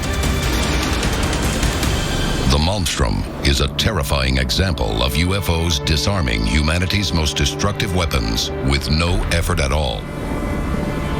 15 years later, they would once again toy with our nuclear weapons. Only this time, they wouldn't deactivate them, but instead push humanity to the brink of doomsday. Unsealed case file, the Ukrainian incident. 1982, the Cold War between the United States and the Soviet Union has hit a fever pitch. Nuclear missile sites on both sides are on constant alert. On the evening of October 4th, multiple witnesses report strange lights appearing in the sky above the long-range nuclear missile base at Usovo. They perform a series of acrobatic maneuvers, but suddenly, the dazzling light show takes a terrifying turn. Below ground in the silo, control panels spring to life on their own. The missiles are preparing to launch. For 15 heart-stopping seconds, base personnel watch helplessly as the world teeters on the brink of Armageddon. But then, just as suddenly as the launch sequence began, the system shuts down. While outside, the mysterious lights have disappeared. With so many UFO confrontations occurring between the world's militaries and UFOs, why is the truth being kept secret? I think if the military were to capture or be given alien technology, I think they would absolutely want to keep that to themselves. I can only come up with two reasons. One, to make sure there's no mass hysteria, that people aren't going out and trying to shoot these UFOs down with their own guns. Two, and more importantly, they want to keep this technology for themselves. Coming up next, secret plans reveal Air Force flying saucers and anti-alien weapons that all point to an incredible discovery. America could be preparing for an extraterrestrial invasion. This is Unsealed Alien Files, exposing the biggest secret on planet Earth. Welcome back to Unsealed Alien Files. Throughout the 20th century, militaries around the world have experienced strange and unusual encounters with UFOs that defy explanation. And the occurrences of these confrontations is rising at an alarming rate. But where did it all begin? Was there a landmark first encounter? Los Angeles, February 24th, 1942. America has just entered World War II, and 100,000 people are awoken in the dead of night as the Army fires over 1,400 anti-aircraft rounds at what photo evidence proves to be an unidentified flying object. But officials have a very different explanation. The United States military maintains that the object was simply a weather balloon, and yet not a single piece of evidence was ever recovered. U.S. military run-ins with UFOs continue through decades, including the ultimate encounter, the Army's alleged recovery of a downed alien aircraft in Roswell, New Mexico. July 8th, 1947. The Army Air Force has announced that a flying disc has been found and is now in the possession of the Army. These encounters bear an uncanny resemblance to other military standoffs with UFOs over South America, Iran, China, Russia, and countless other places around the world. But why have these incidents been steadily rising since the Second World War? The answer only seems to raise more disturbing questions. We've been spending billions of dollars on our military budget for advancing our technology. And it's only now, in the last 10, 20 years, that we've been able to capture evidence of these UFOs and even, according to some people, engage them in combat. And maybe the real question is where this technology came from in the first place. Unsealed case file, America's Flying Saucers. Officially, the United States government has never admitted to recovering a UFO or researching alien spacecraft to develop human weaponry. But new evidence may show otherwise. Many of the declassified documents that are surfacing even today are showing technology that was on the drawing board and even being built by our military that could only be described as flying saucers. In 2012, declassified files from the National Archives revealed schematics for a secret U.S. Air Force prototype known as Project 1794, a flying disc capable of vertical takeoff or landing, or VTOL. If plans for 1794 had actually come to fruition, we could have been looking at the first aircraft capable of actually outmaneuvering other UFOs. The projections clearly show that it's capable of speeds up to 2,600 miles per hour and can shoot through the stratosphere. It could have flown from New York to Miami in only 24 minutes. But Project 1794 was not alone. Some designs, like those for Project Silverbug, were also discovered in military files. And others, like the Avro car, had test footage revealed to the public. Think about the power and technology that our military could have utilized if 1794 came off the drawing boards. It didn't need a runway. You could store them in some underground installation with a small opening where these things would take off straight up in the air and be able to fight in a conflict. So this technology was something that the military, I think, really wanted, not only at the time, but probably even today. Some believe the design for these discs was recovered from Nazi aircraft designed to launch from the cratered runways of World War II. But could these UFO-like military craft have their roots in alien intelligence? We still see the influence of flying saucers and UFOs in today's military technology. In fact, many civilians who have seen this military technology being transported on the freeway or even being tested will report these craft as being UFOs. What does it look like? A UFO? I mean, I don't really know. I don't see too many UFOs in the regular I mean, does it look like a spaceship? Yeah. Everything from stealth technology to sonic weapons could have been extracted from alien knowledge. The real question here is whether our military is trying to protect us from humans or from some sort of alien threat. Is it possible the American military is preparing itself to fend off an extraterrestrial menace? I ask you, is not an alien force already among us? Many political leaders have talked about the possibility of ET presence here on Earth. One such political leader is Paul Hellyer. Hellyer is the former Canadian Minister of Defense and could be one of the most qualified individuals ever to speak on the alien presence. Hellyer was recently quoted. The reality is that aliens have been visiting Earth for decades and probably millennia and have contributed considerably to our knowledge. But could this government insider also know the truth of a looming military conflict with an alien race? Paul Hellyer also shared information about the United States that could very well expose the idea that we are preparing for an epic war of the worlds. Coming up next, the shocking confession about plans for a real-life Death Star and the distant battlefield where Earth's fate may ultimately be decided. This is Unsealed Alien Files, exposing the biggest secret on planet Earth. Welcome back to Unsealed Alien Files. The time to act is now. There are 3 simple steps you can take to unseal the truth. Follow on Twitter. Follow the Unsealed Twitter feed to receive breaking news of the latest alien happenings as they develop. Tell your story. Have you seen a UFO? Whatever we encountered affected our memory. Upload stories and pictures to our interactive map. Join the movement. Get the Unsealed bracelet and the unique code hidden underneath to access exclusive content. Stop living in the dark. It's definitely coming this way. Get involved in the fight to unseal the truth. Now. UFO experts have often speculated about secret preparations to combat a possible alien invasion. But former Canadian Minister of Defense Paul Hellyer has indicated that the United States may already have a defense outpost for an interplanetary war. According to Hellyer, Dick Cheney and George Bush were giving permission for the U.S. military and government to build a base on the moon. Could the moon be Earth's first line of defense from cosmic enemies? Having a base on the moon might prepare us for military battle with an ET presence. Obviously, if they're coming from space, that might give us a strategic stronghold to wage battle. If these stories are true, alien conflict is on the rise around the globe.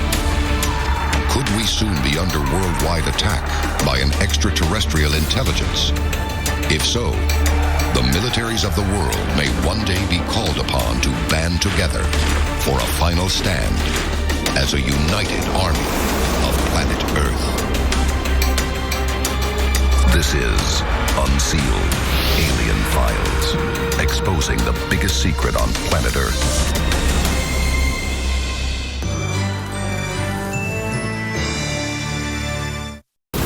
UFO sightings have exploded into a worldwide phenomenon.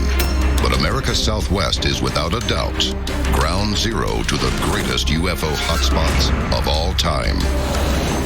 Roswell, New Mexico, and Area 51. These 2 sites and the events surrounding them represent the most hotly debated UFO mysteries in history. And thanks to the United States government's unprecedented secrecy, the public knows dangerously little of what really happened. Now, new evidence has surfaced that will blow this decades-long UFO conspiracy wide open, all revealing the shocking story the government doesn't want you to hear. From rogue CIA agents to startling accounts of advanced UFO technology, join us as the secrets of Roswell and Area 51 are unsealed. A global effort has begun. Secret files hidden from the public for decades, detailing every UFO account, are now available to the public. We are about to uncover the truth behind these classified documents. Find out what the government doesn't want you to know. Unsealed Alien Files. Exposing the biggest secret on planet Earth. Quantico, Virginia, April 2011. The FBI's official website is overwhelmed by traffic, triggered by the release of a mysterious 60-year-old memo addressed to former FBI Director J. Edgar Hoover. Its explosive contents may at last reveal the truth behind the biggest alien conspiracy of all time. Unsealed case file, the Guy Hotel Memo. Guy Hotel was a former special agent in charge of the FBI's Washington field office. In a memo dated March 22, 1950, he records an eyewitness account of an incident in 1947 that would change the course of human history. The recovery of flying saucers crashed in the New Mexico desert. In the memo, Hotel states, they were described as being circular in shape, with raised centers, approximately 50 feet in diameter. Each one was occupied by 3 bodies of human shape, but only 3 feet tall. The 2011 release of this previously classified document sends shockwaves throughout the UFO community. It finally confirms what independent investigators have long suspected, that the U.S. government knows about the existence of extraterrestrials and has deliberately kept it hidden from the public. Many conclude the memo to be the first official account of the most infamous UFO case of all time, the Roswell incident. Unsealed case file, the Roswell incident. Roswell, New Mexico, 1947. On the night of July 2nd, the Wilmots, a local couple, see a glowing disc-shaped object plummet from the sky at a blistering speed. It disappears beyond a line of trees northwest of town. The Wilmots aren't sure they believe their eyes. The next morning, ranch worker Mac Brazel discovers a trail of metallic debris in approximately the same place where the Wilmots' flying disc disappeared the night before. Brazel collects some of the strange material and brings it to the local sheriff's office. The sheriff quickly notifies officials at Roswell Army Air Force Base that there has been some kind of air crash, and the base sends Major Jesse Marcel to the site to investigate. His son Jesse remembers the event in vivid detail. He came back real late one night, about 2 o'clock in the morning, as I recall, very excited because he woke myself, my mother up saying they found parts of a UFO or a flying saucer. The wreckage is unlike anything Marcel has ever seen. Nonetheless, the investigation under Base Commander Colonel William H. Blanchard starts out as routine. People always talk about the cover-up of the crash at Roswell, but actually, in the very beginning, there was no cover-up. The Army stepped right up and admitted that there was a crash of a flying saucer at Roswell and that they retrieved that actual disc itself. I was instructed by Colonel Blanchard to put out a press release which in effect stated that we had in our possession a flying saucer. July 8, 1947. The Army Air Force has announced that a flying disc has been found and is now in the possession of the Army. The announcement is a bombshell. America has recovered a bona fide UFO. The story, naming the Wilmots as witnesses, quickly goes national and then international. The military is caught completely off guard. The next day, in a sudden about-face, they retract the statement, declaring the Roswell wreckage to be that of an ordinary weather balloon. It's a stunning reversal that raises many questions. Why did the military change their story? What did they really have on their hands? What were they trying to hide? Now, over 60 years later, eyewitnesses have come forward with stunning new details that will uncover the devastating truth behind the Roswell incident. This is Unsealed Alien Files. exposing the biggest secret on planet Earth. Welcome back to Unsealed Alien Files. Roswell, New Mexico, July 1947. A mysterious object crashes in the desert outside town. The U.S. military announces to the world it has recovered the wreckage of a flying saucer, only to retract the statement the following day. Many believe the military is hiding something. The question is, what? The Pentagon holds a press conference at which Major Jesse Marcel presents a sample of the material he allegedly recovered. Marcel is asked to pose in front of that debris, and the Army then retracts the story of the crash at Roswell and says it's actually a weather balloon. In other words, Colonel Blanchard had to agree to make Major Marcel look like a fool in the eyes of all the media, basically putting his black mark on a career intelligence officer's military career. This is my father holding up what is very obviously parts of radar target with balloon debris. This is not what was seen on the floor of our kitchen that evening or that late early morning hours in 1947. This is totally different. The press conference is just one of many cover-ups surrounding Roswell, and some have deadly implications. The original news article cited the Wilmots as the only eyewitnesses to the crash. In reality, they were far from alone. There were multiple eyewitnesses that night, and unlike the Wilmots, many set out for the crash site to investigate, only to discover all routes cut off by military roadblocks. The troops on hand had a chilling message for any who approached. He said, "You never saw anything. You were not there. You don't know anything." And he said, "We can just take you out in the middle of this desert and no one will ever find your bodies." He said, "You'll be nothing but bones and nobody will ever know what happened to you."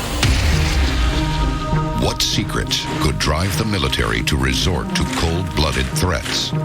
The answer comes from a man who was on the actual crash response team. We learned right then and there it wasn't a plane. The craft was opened halfway and one body was inside the craft. Then we radioed to have a truck, a flatbed, and a crane and everything else just come out to the side to clear everything off. As the years pass, fewer and fewer witnesses to the original events remain, but some refuse to take their secrets to the grave. Unsealed case file, The Roswell Confessions. 2002, Walter Haut, the man behind the Roswell press release, produces a sworn affidavit revealing the details behind the original cover-up. In it, he provides a compelling first-hand account of his viewing of both the Roswell wreckage and the bodies of the UFO's alien crew. Here's what really happened in the aftermath of the Roswell crash from the eyewitness. Lieutenant Walter Haut, Public Information Officer, and this was an affidavit in a court of law. This carries enormous weight. In 2012, a 35-year veteran of the CIA's clandestine services with high-level security clearance is working in one of the CIA's many vaults when he discovers a box simply marked Roswell. Inside, he discovers a startling collection of papers and photos that reveal what really happened that fateful night in 1947. Rather than continue the deception, he decides to tempt fate and go public. In his words, "I absolutely know that there was a craft from beyond this world that crashed at Roswell, that the military picked up remains of not just that wreckage, but cadavers, and all of that was made public for a short while." But what happened to the wreckage?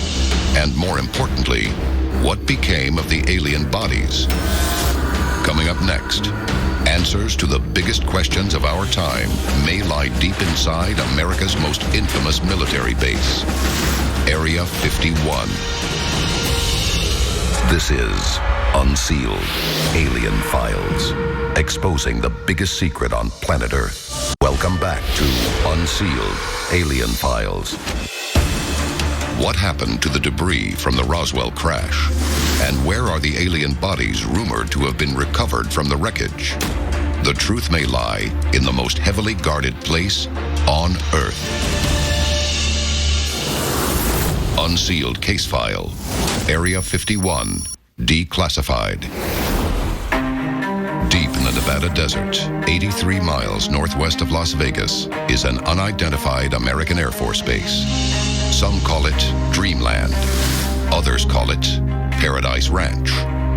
The only official record of its existence lies deep inside a top-secret CIA file, where it is simply known as Area 51.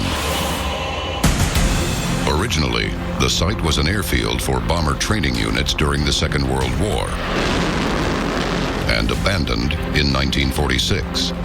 But it wasn't long before the military finds a new use for the remote base. Area 51 began as actually a research and assembly facility, an Air Force assembly facility for the development of the first spy plane. Today, the area is cordoned off and the airspace overhead restricted. Unmarked security vehicles patrol the perimeter. Anyone daring to cross will be shot. Anyone daring to violate its airspace will be shot down. This place was so secret that you couldn't even admit you worked at Area 51. UFO experts believe Area 51 is the research and test facility of the Roswell crash debris. Was the Roswell wreckage really taken to Area 51? Has anyone who worked inside dared to go public to reveal the research going on inside the perimeter? According to Los Angeles Times writer Annie Jacobson, they have. Recently, she conducted an extensive series of interviews with former Area 51 employees. One engineer who worked at the site in 1978 confirmed the debris and bodies from Roswell were in fact taken to Area 51 for testing. But in a stunning twist, he goes on to say that they were in no way alien in origin. Unsealed case file, the Soviet stratagem. 1945. The war is over. Germany and Japan are defeated. But lasting peace remains elusive. America and the Soviet Union are now at odds, and the threat of another war is very real. Stalin knows the U.S. holds the upper hand with its new arsenal of nuclear weapons. To win, he must chip away at America's will to fight. Stalin devises an extraordinary plan. He intends to land an alien-looking aircraft flown by alien-looking pilots in the heart of the United States. His goal is to incite a UFO panic like that caused by Orson Welles with his 1938 radio adaptation of H.G. Wells's War of the Worlds. The Soviet saucer will be a modified version of a captured German aircraft known as a flying wing. But how to create plausible-looking alien pilots?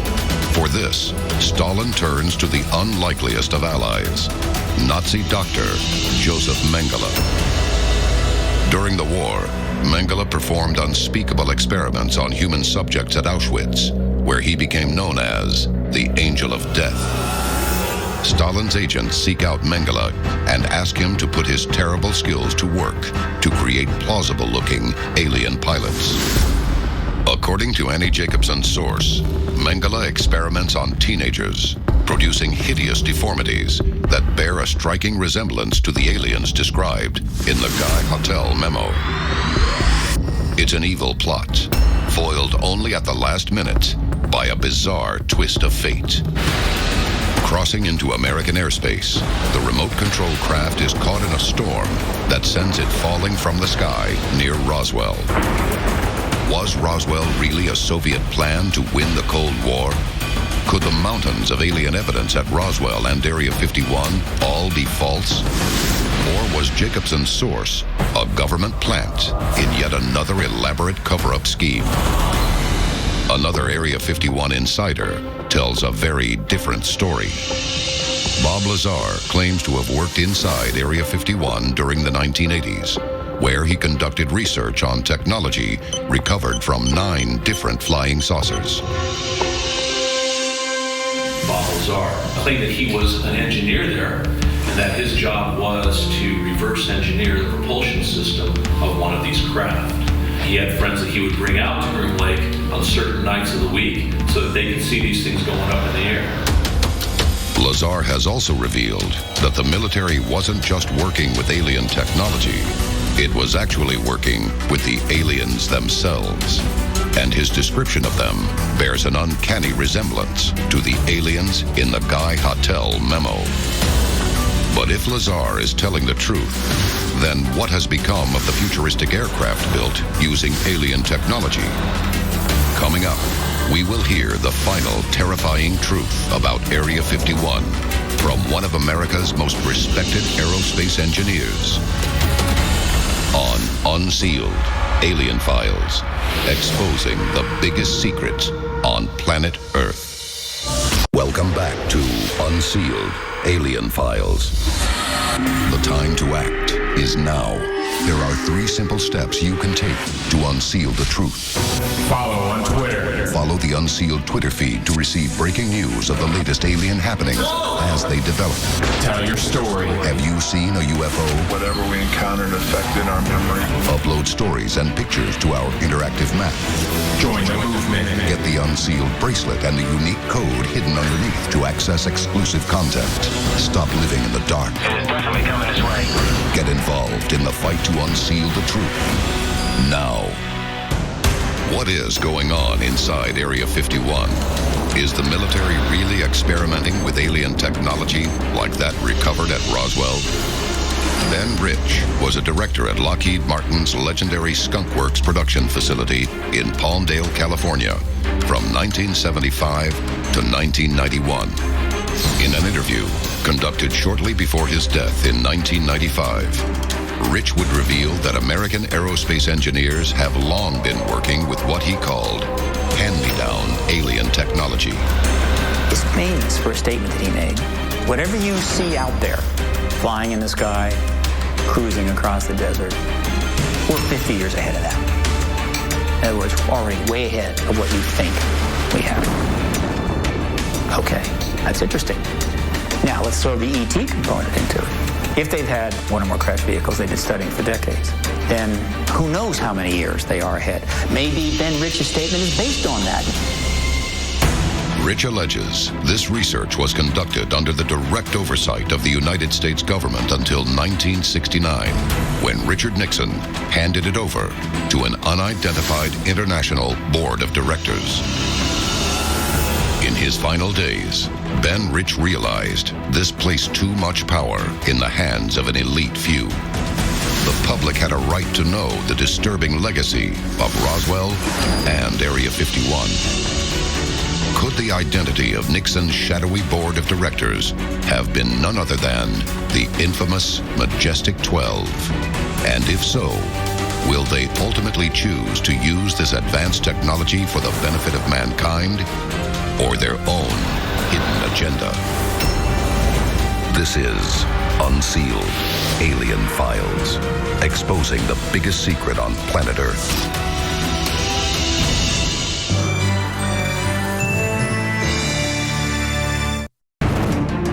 UFO phenomena occur all over the world. Shocking new evidence suggests that alien life on Earth may be hidden in some of the world's most isolated places.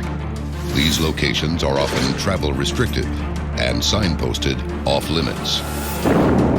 They say it is for our own protection, but could it actually be for the protection of alien visitors? Tonight, we unseal the shocking existence of alien operations in some of the most remote and forbidden regions on Earth. A global effort has begun. Secret files hidden from the public for decades, detailing every UFO account, are now available to the public. We are about to uncover the truth behind these classified documents.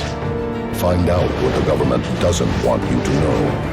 Unsealed Alien Files, exposing the biggest secret on planet Earth.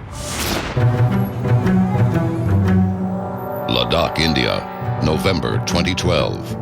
Over the past 2 months, more than 150 UFO sightings have been reported in a remote region near the Indo-Chinese border. One account in the Times of India describes how yellowish lights appear to lift off from the horizon on the Chinese side and slowly traverse the sky for 3 to 5 hours before disappearing.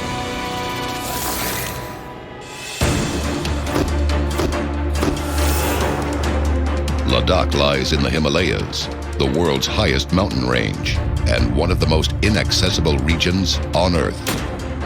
The Indian government investigates the claims, suspecting the UFOs to be Chinese drone aircraft patrolling the area. But the UFO descriptions don't match any known model of Chinese drone. Without explanation, the matter is declared closed. A number of UFO reports that come in are actually military aircraft that civilians see and have no idea what they're looking at. Are the Ladakh UFOs alien spacecraft? If so, could they have a base somewhere high in the Himalayas? It seems an ideal place to hide. The world is filled with remote locations, virtually inaccessible to the general public. Are extraterrestrials hiding in some of these remote sites? If so, who was on Earth first? Humans or aliens? They live inside planet Earth. The weather began to change, the climate began to deteriorate, began to get colder, and these creatures migrated to warmer and warmer spots inside the Earth. They survived. They survived for millions of years, and when they made their way back to the surface of the Earth, bingo! What did they see? Human beings. Unsealed case file. The Kincaid Expedition. March 1909. The Phoenix Gazette publishes 2 articles chronicling explorer G.E. Kincaid's recent expedition into the Grand Canyon. Kincaid claims to have uncovered a hidden underground city filled with artifacts that appear to be of Egyptian origin, hieroglyphic writing, and mummified remains stored in burial chambers. Experts from the Smithsonian visit the site to verify Kincaid's account. But on completion of their investigation, the site is suddenly declared off limits, and the entrance to the cave sealed off. Public access is banned to this day. The underground city is never mentioned again. The 2 stories printed in the Phoenix Gazette remain the only published accounts. Why would the Smithsonian cover up such an astounding archaeological find? And why has public access been banned? Apache, Zuni, and Hopi legends speak of strange humanoid creatures living among us in underground cities. These creatures are said to have saved humanity from a natural disaster that threatened to wipe out all life on Earth. These ancient people had wisdom well beyond their years. So it begs the question, was there outside consultation? And could that have been from somebody with a bigger perspective on our little world? These beliefs are not unique to North America. Many ancient cultures living oceans apart share strikingly similar tales. Cave drawings and hieroglyphics show ancient peoples living and working with extraterrestrials, often referring to them as gods. Were these stories told for the protection of humanity or to hide ancient alien activity on Earth? One of the biggest unanswered questions about ancient civilizations and their connection to extraterrestrials is, would they make a record of it? And I think humans would absolutely make a record of aliens or extraterrestrials from another planet visiting and helping us. The Mayans documented their extraterrestrial encounters in great detail. The best-known example is the Pakal sarcophagus that many believe shows an alien astronaut piloting a spacecraft. But the Mayans did much more than depict stories of extraterrestrial travel. Throughout the Mayan region of Mexico, large sinkholes plunge deep into the earth. Called cenotes, they are sacred to the Mayan religion. The Mayans believe they can speak to the gods through cenotes, even travel to the underworld known as Xibalba, or Place of Fear. Are cenotes a Mayan vision of the home of the gods? Or were their gods actually aliens, making the cenotes a portal to an alien world. Coming up, we investigate possible alien infiltration of remote bases and their potential influence on modern technological advances. This is Unsealed Alien Files, exposing the biggest secret on planet Earth. Welcome back to Unsealed Alien Files. The world is filled with remote places that are dangerous to reach and often sealed off by authorities. Are governments keeping alien visitors a secret? If so, why are they harboring these extraterrestrials? Across Europe, cavern networks called Erdstall tunnels cover vast underground distances. Loosely translated, Erdstall means place in the earth. The exact number of Erdstall tunnels remains unknown as new passages continue to be discovered, including one that reopened a decades-old mystery.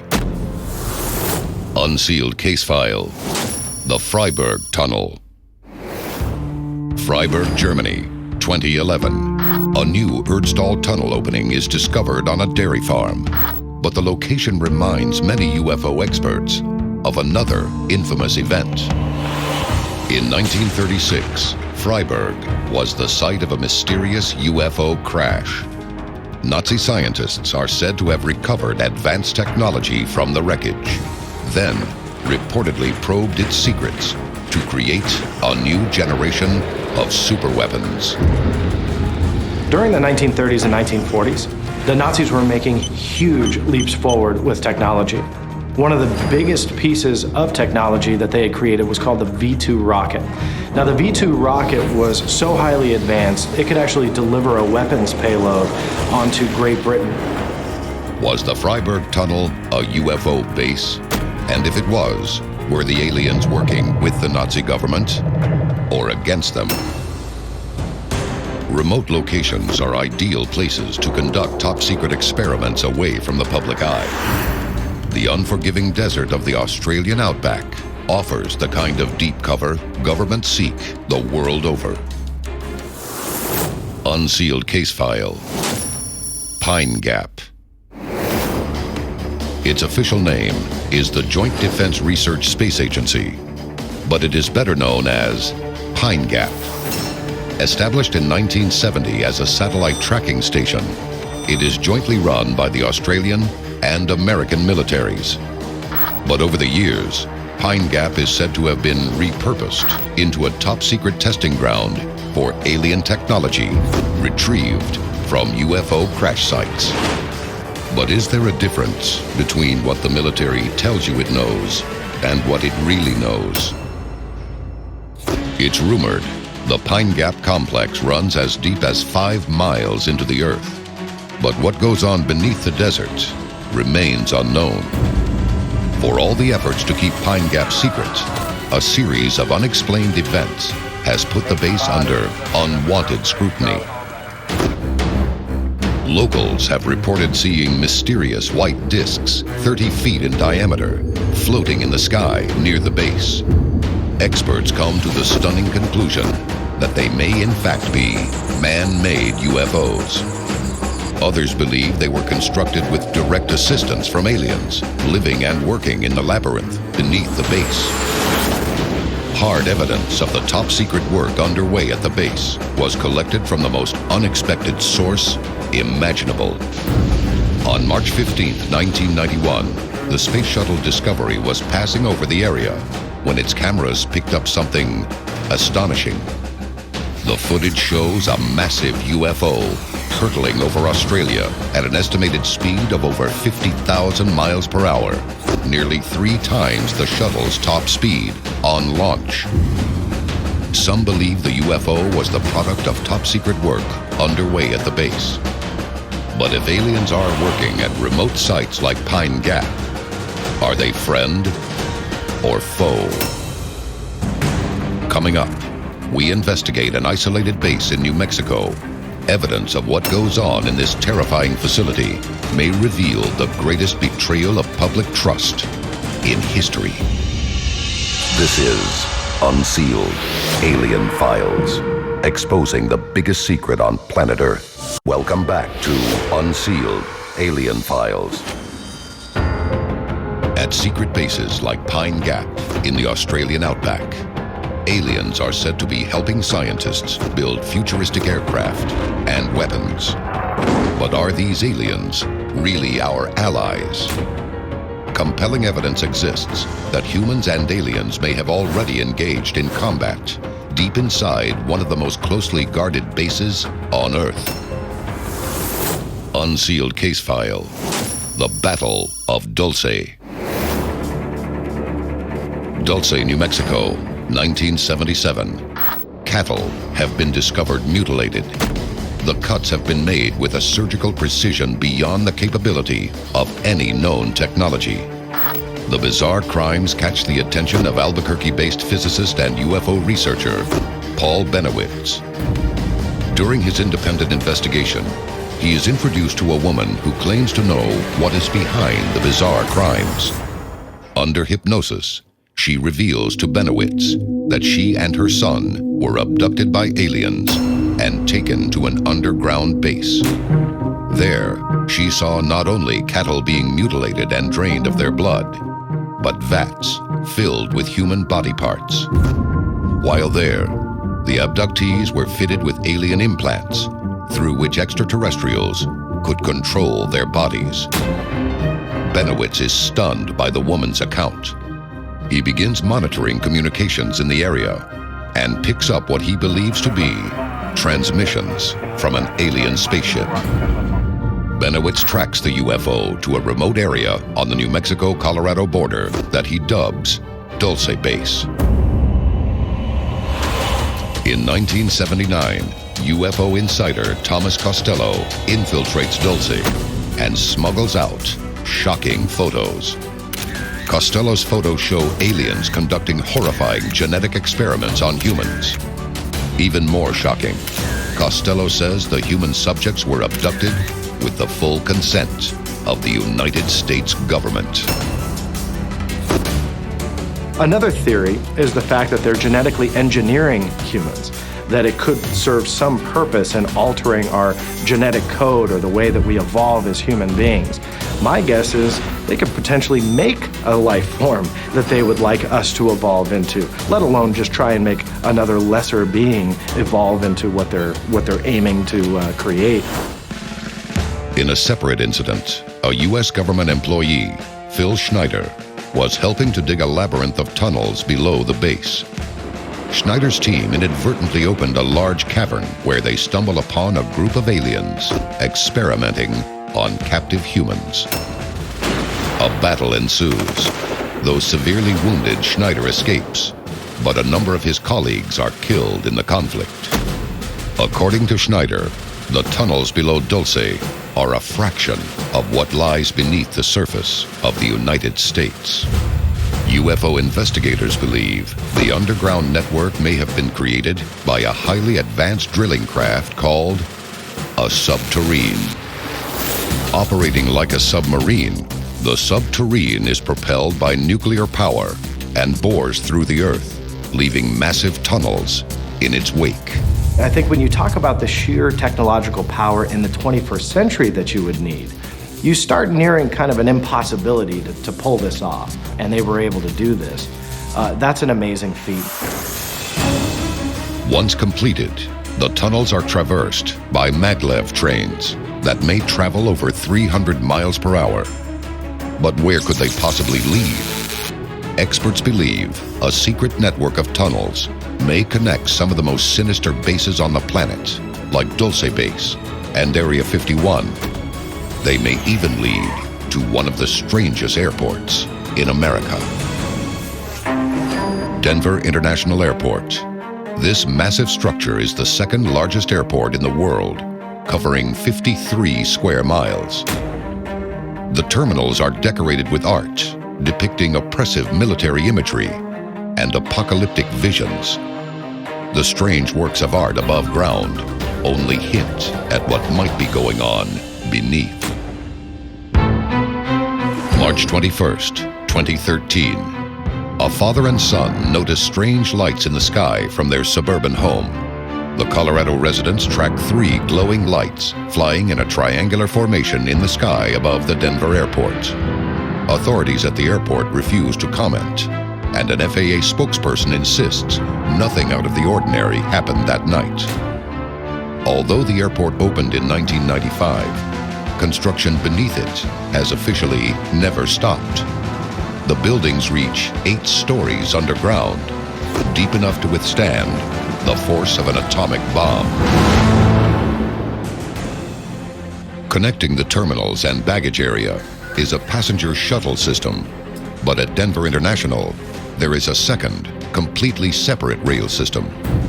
This allegedly links to the maglev tunnels and may allow the movement of alien technology from sites like Dulce. Coming up, they may have technology that's out of this world, but is extraterrestrial life also penetrating the very heart of American power?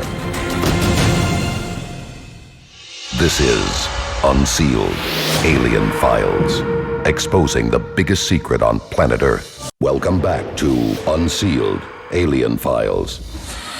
The time to act is now. There are 3 simple steps you can take to unseal the truth.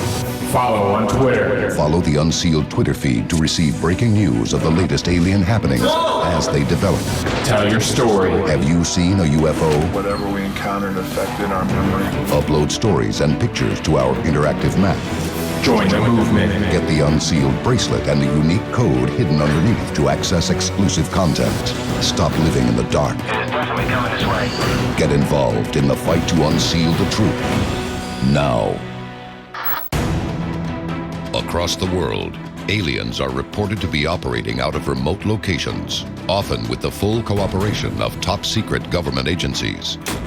But they may no longer be content to live on the fringes of our world. One of the strangest stories about presidents and UFOs involves President Dwight D. Eisenhower.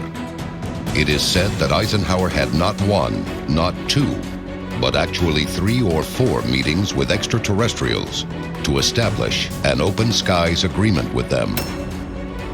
According to one account, an extraterrestrial may have penetrated the highest office in the land. His name, Valiant Thor. Valiant Thor allegedly went to work at the Pentagon for 3 years when he was codenamed The Stranger. To this day, the chilling nature of his work for the United States government remains unknown. Is Valiant Thor's infiltration of the U.S. government in the guise of friend or foe? And what will become of the human race when every earthbound alien decides the time for hiding is over? This is Unsealed Alien Files, exposing the biggest secret on planet Earth.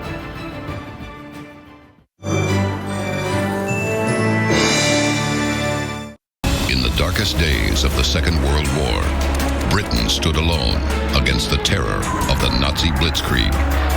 The nation rallied under the motto, "Keep calm and carry on," to turn the tide.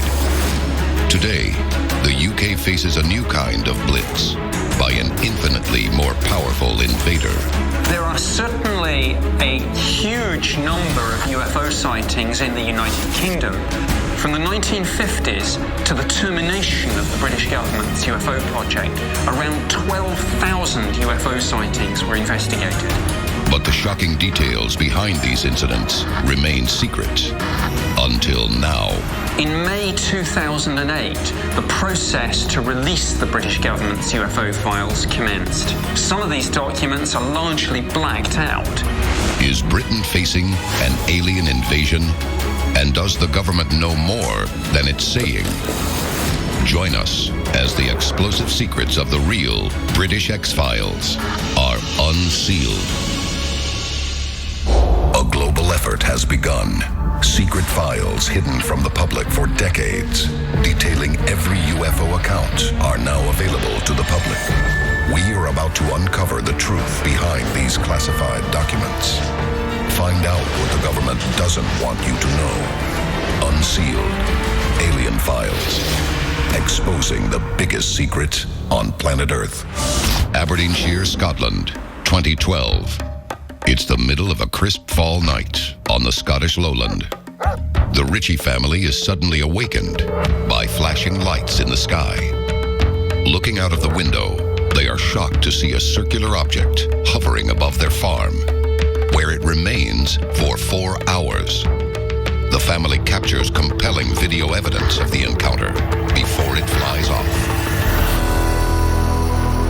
Authorities say they have no way of knowing what aircraft were in the area at the time. But how could one of the world's best air traffic authorities claim they don't know what's in their own airspace? Some experts believe the Ritchie sighting is just the latest in a long line of government cover-ups. People had long suspected that the Ministry of Defence was far more closely involved in UFOs than they were letting on in public. In 2008, the British government began releasing over 50 years of UFO files to the public. These are hundreds of files, comprising in total tens of thousands of pages of documentation. When the government says that they're releasing information about UFOs, people should sit up and take notice. If just one of these sightings turns out to be the real thing, our world changes forever. Unsealed case file. The British X-Files. Tangmere, West Sussex, June 1950.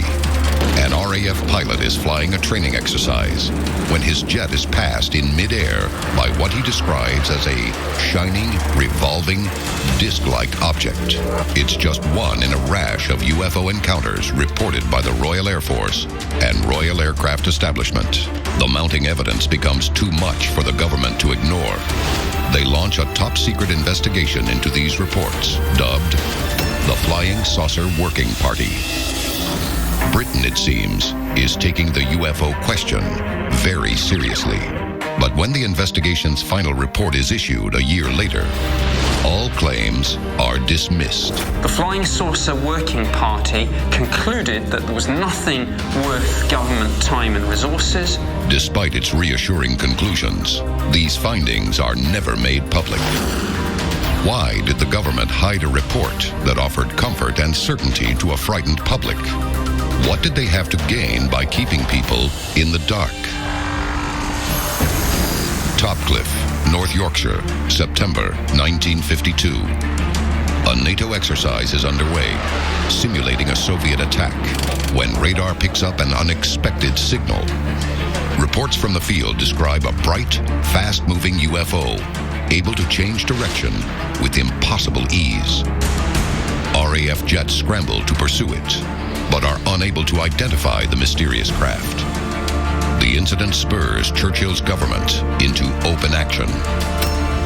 In 1953, the Air Ministry is ordered to investigate UFO sightings on a permanent, ongoing basis. A new UFO hotline is established. But as one unclassified memo states, desk staff are instructed to be politely unhelpful. The Air Ministry will continue this charade until the desk is taken over by the Ministry of Defense in 1964. The MOD has a different view of UFOs.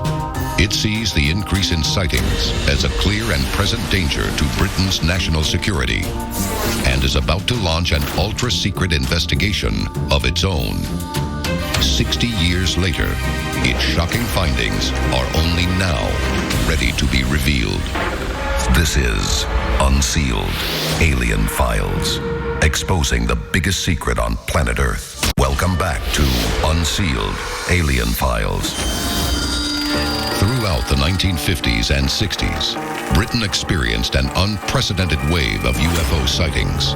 This peaks in 1966 and 67, a time when the world is preoccupied with psychedelic visions of the great beyond, the American space program, and the war in Vietnam. During this period, the government's UFO hotline records nearly 400 reported sightings. The alien debate reaches Parliament, much to the amusement of government skeptics. Behind the scenes, one department is taking the matter very seriously. The Ministry of Defense has set up a science specialist team called DI-55 to investigate UFO sightings. It's so secret that the public won't know of its existence until the 1990s. The default position of the Ministry of Defense was to say nothing. The MOD is, by its very nature, an inherently secretive organization. There are few departments in government more secretive than the Ministry of Defense. It's a trend that would continue throughout the 1970s and climax in the most infamous UFO incident in Britain's history. Unsealed case file, the Rendlesham Forest Incident. Rendlesham Forest, Suffolk, December 1980. 2 American airmen stationed at nearby RAF Woodbridge witnessed what they at first believed to be a plane crash. John Burroughs and Jim Penniston, together with some other military personnel, sought permission to go out into the forest to investigate what they initially thought was a crashed aircraft. When Burroughs and Penniston approached the site, they found in a small clearing not a crashed aircraft, but a landed UFO. The incident, which occurred close to not just 1, but 2 RAF bases, represents an unprecedented breach of high-security airspace. And it wouldn't be the last. On a subsequent night, a social function was taking place at the base where a young airman went up to the deputy base commander, Charles Holt, saluted and said, "Sir, it's back." Holt is skeptical. Nonetheless, he goes to the landing site with a tape recorder and a Geiger counter. We found a small blast, what looks like a blasted or scrubbed up area here. He picks up significant trace radiation readings. The meter's definitely giving pulse. In the middle of his investigation, he notices mysterious flashing lights nearby. Wait, I know it's slow down. Where? Right in this position here, straight ahead, in between there it is again. Holt records a breathless description of his encounter. Directly north, we've got 2 strange objects, half moon shaped, dancing about with colored lights on them. One we're observing what appears to be a beam coming down to the ground. I've listened to this tape, and Colonel Holt is clearly describing how he and the men under his command see the UFO in the distance, and then notice the UFO actually coming closer. It's coming this way. It is definitely coming this way. The Rendlesham Forest incident is arguably Britain's most compelling and intriguing UFO case. Rendlesham raises serious questions in Parliament about UFOs and the nation's security. Again, the Ministry of Defense responds saying it sees no real threat and considers the matter closed. But the Rendlesham case is far from closed. When the British X-Files are first made public, they include thousands of reported sightings from the years 1965 to 2009. But the files from 1980 to 82, including Rendlesham, are conspicuously missing. When questioned regarding their whereabouts, the MOD claims they were accidentally destroyed. Is it just a coincidence that records of UFO encounters before and after Rendlesham are now missing? Or is there another agenda at work? What more was in those files? It wouldn't be the last instance of sensitive UFO documents disappearing from the Ministry archives. Unsealed case file, the Pitlochry Protocol. Pitlochry, Scotland, 1990. 2 men walking in the countryside take photos of a strange diamond-shaped aircraft accompanied by 2 RAF jets. They send the photos and negatives to a Scottish regional paper, which doesn't print the story, but instead sends the evidence on to the MOD. Fearing the story might explode into a media circus, the MOD takes the unusual step of briefing government officials about the incident. They are instructed to withhold details from the public and simply reassure them that the matter is being investigated. The photos, meanwhile, are tucked safely away in the MOD archive in hope the story will simply go away. What was the Pitlochry object, and why was it accompanied by 2 RAF jets? The MOD claims it was the test flight of a new aircraft. But why did they go to such lengths to keep the story from the public? Coming up, a former MOD insider is an eyewitness to the UK's most shocking UFO cover-ups. This is Unsealed Alien Files, exposing the biggest secret on planet Earth. Welcome back to Unsealed Alien Files.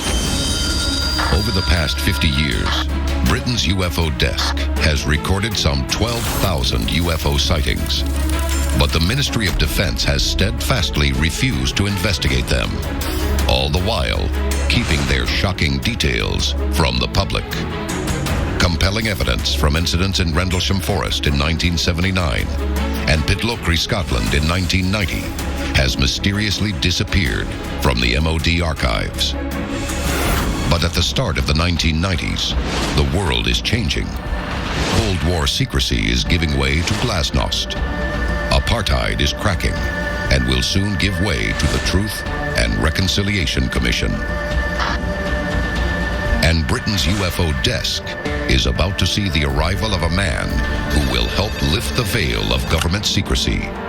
His name is Nick Pope. When I was posted to the UFO project in 1991, I didn't really know what to expect.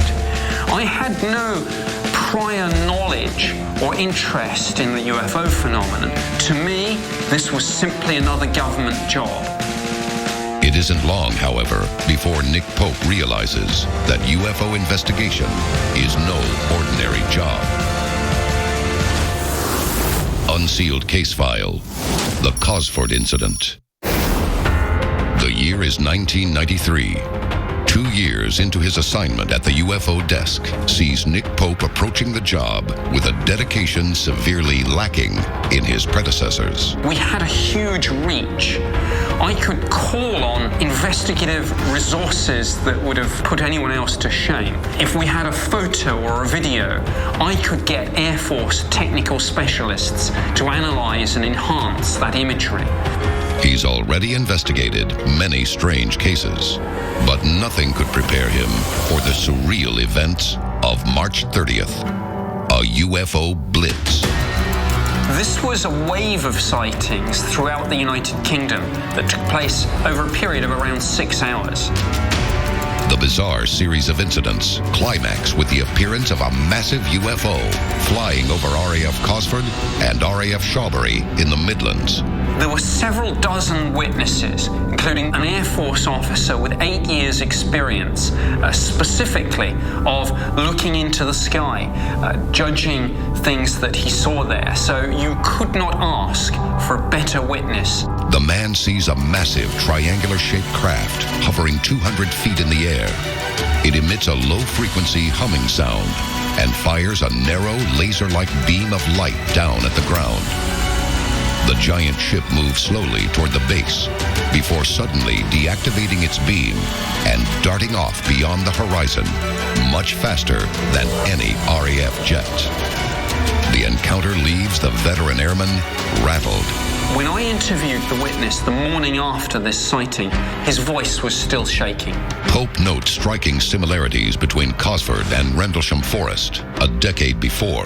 That the witnesses are military, and also the fact that the shape of the UFO is essentially triangular, though the sizes of the craft are very different. Were these UFOs constructed by the same alien race? Was Britain under some kind of extraterrestrial surveillance? There are so many witnesses to the Cosford incident that the MOD is left with no choice. It is at last forced to admit that an unidentified object, or objects of unknown origin, was operating over the UK. In 1998, Prime Minister Tony Blair holds a closed-door meeting with MOD to be briefed on the risks of revealing sensitive UFO knowledge. He is told the ministry has only a limited interest in UFO matters, but remains open-minded to the existence of alien life forms. It takes another 10 years before the British government at last opens its massive X-File archive in 2008. At the time, Britain braced itself for what it might learn. A short time ago, everyone had a little piece of the puzzle, but no one had put it all together. Now, with the declassification and release of the British government's file on this case, we can see the entire picture. Up next, stay tuned for the final revelation of Britain's X-Files. Will the UK government reveal what it knows about UFOs? This is Unsealed Alien Files, exposing the biggest secret on planet Earth. Welcome back to Unsealed Alien Files. The time to act is now. There are 3 simple steps you can take to unseal the truth. Follow on Twitter. Follow the Unsealed Twitter feed to receive breaking news of the latest alien happenings as they develop. Tell your story. Have you seen a UFO? Whatever we encountered affected our memory. Upload stories and pictures to our interactive map. Join the movement. Get the Unsealed bracelet and the unique code hidden underneath to access exclusive content. Stop living in the dark. It is definitely coming this way. Get involved in the fight to unseal the truth. Now. In 2008, the British Ministry of Defence released 60 years of Britain's classified UFO X-Files. The documents expose decades of government misinformation on UFOs. There are also documents that show how consistently, over the years, the Ministry of Defence tried to downplay the extent of the UFO phenomenon and discredit any media outlets that ran serious stories about UFOs and portray anyone who investigated UFOs as cranks. Britain's X-Files have revealed a disturbing pattern, one that dates back to the Rendlesham Forest incident. There are lots of rumours that there were nuclear weapons at Woodbridge. UFOs are interested in our missile sites, our nuclear weapons program, our military bases. In 2009, the British government unexpectedly shut down the nation's UFO hotline, leaving terrified citizens nowhere to turn. Please note that it is no longer MOD policy to record, respond to, or investigate UFO sightings. Therefore, it is no longer possible to leave messages on this number. Further details are available on our website. In the months following the hotline's closure, UFO sightings across the United Kingdom tripled. There's an old saying in the military, train hard, fight easy. There should be a contingency plan for alien contact and for alien invasion. The number one issue is defense. What is the possibility of a major alien event on the horizon? And is there anything Britain can do about it? This is Unsealed Alien Files, exposing the biggest secret on planet Earth.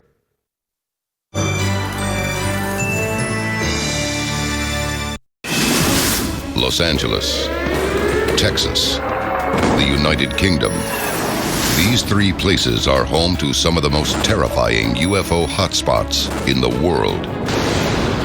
UFO hotspot means a place where people see a lot of UFOs and have a lot of alien encounters. But over the years, we have thousands upon thousands of sightings, so something's going on in our skies. Hotspots are locations where people are constantly reminded we are not alone. And they are places where people often live with an ever-present fear. What makes a UFO hotspot? Is there a pattern to where they occur? And if there is, what danger does it pose to humanity? Tonight, we reveal the world's greatest UFO hotspots on Unsealed Alien Files. A global effort has begun. Secret files hidden from the public for decades, detailing every UFO account, are now available to the public. We are about to uncover the truth behind these classified documents. Find out what the government doesn't want you to know. Unsealed Alien Files, exposing the biggest secret on planet Earth. Los Angeles is a major UFO hotspot. The activity here is constant and seems to be escalating. Los Angeles, California, January 21st, 2013. The International Business Times prints the unsettling story of a recent UFO sighting over the San Fernando Valley. A man is taking photos in his backyard when he sees a police helicopter flying overhead. He quickly adjusts his camera lens and takes a picture. Later, when reviewing his photos, he notices a tiny object high in the distance above the helicopter. Expert analysis of the photo reveals it to be a textbook example of a flying saucer. For decades, citizens of the Los Angeles area have reported an astonishing number of UFO sightings, higher than any other city in the U.S. 1992, Topanga Canyon, Los Angeles County. Sometime after midnight, the police receive a frantic call from a driver and his girlfriend on the Pacific Coast Highway. He claims that a beam of light appeared from the sky and surrounded his car, pulling the vehicle into the air. After a few moments, the light vanishes and the car drops back to Earth, leaving the couple frightened and shaken. Topanga Canyon is a small community and it's a large park area. And on July 14, 1992, the skies must have opened up or something, some sort of portal, I don't know, but hundreds of UFOs were seen. I mean, to this date, I've talked to more than 20 separate adult witnesses who have confirmed the sighting on just that one evening alone. Why is Los Angeles a magnet for alien activity in North America? Many UFO experts trace the Los Angeles alien phenomenon back to an often forgotten chapter of the Second World War. Unsealed case file, The Battle of Los Angeles. February 24th, 1942. America has just entered the war. An unidentified aircraft suddenly appears in the night sky over Los Angeles. Fearing a Japanese attack, anti-aircraft batteries open fire. The battle over Los Angeles was an event in 1942 in which multiple witnesses observed an unidentified craft over LA. The military quickly went into action. They tried to figure out what the object was. They lit it up with their spotlights. They couldn't figure it out. Witnesses watch in horror as the U.S. Army fires over 1,000 rounds at the hovering UFO. The Battle of Los Angeles is such an important case because as the military engaged this object, fired rounds at it, they weren't able to touch it. As quickly as the UFO appeared, it vanishes without a trace. The infamous incident is known as the Battle of Los Angeles. The following morning, Secretary of the Navy Frank Knox claims it was a false alarm, and the UFO was in fact a weather balloon. The Army's explanation was that it was a weather balloon. And of course, if you're firing that many artillery shells at a weather balloon and you can't bring it down, you've got a problem with your defense. Is it possible that a highly trained American Defense Force launched an all-out assault on a harmless weather balloon? Even more alarming, if this were a genuine UFO, could the aliens have interpreted this unprovoked aggression as an act of war? Up next, an entire state in America has been a focal point of UFO activity for decades. We'll reveal where and possibly why. On Unsealed Alien Files, exposing the biggest secret on planet Earth. Welcome back to Unsealed Alien Files. Los Angeles, California has been the site of countless documented alien encounters. But it isn't America's only UFO hotspot. The entire state of Texas has seen hundreds of UFO incidents dating as far back as the 19th century. I really do think there is some sort of a base down there just because of the huge number of reports. This is a major flap area, a hot spot. Aurora, Texas, 1897. A UFO crashes into a windmill, as reported by the Dallas Morning News. Locals recover an alien body and bury it with Christian rites in Aurora Cemetery. A plaque at the cemetery identifies the alien burial to this day.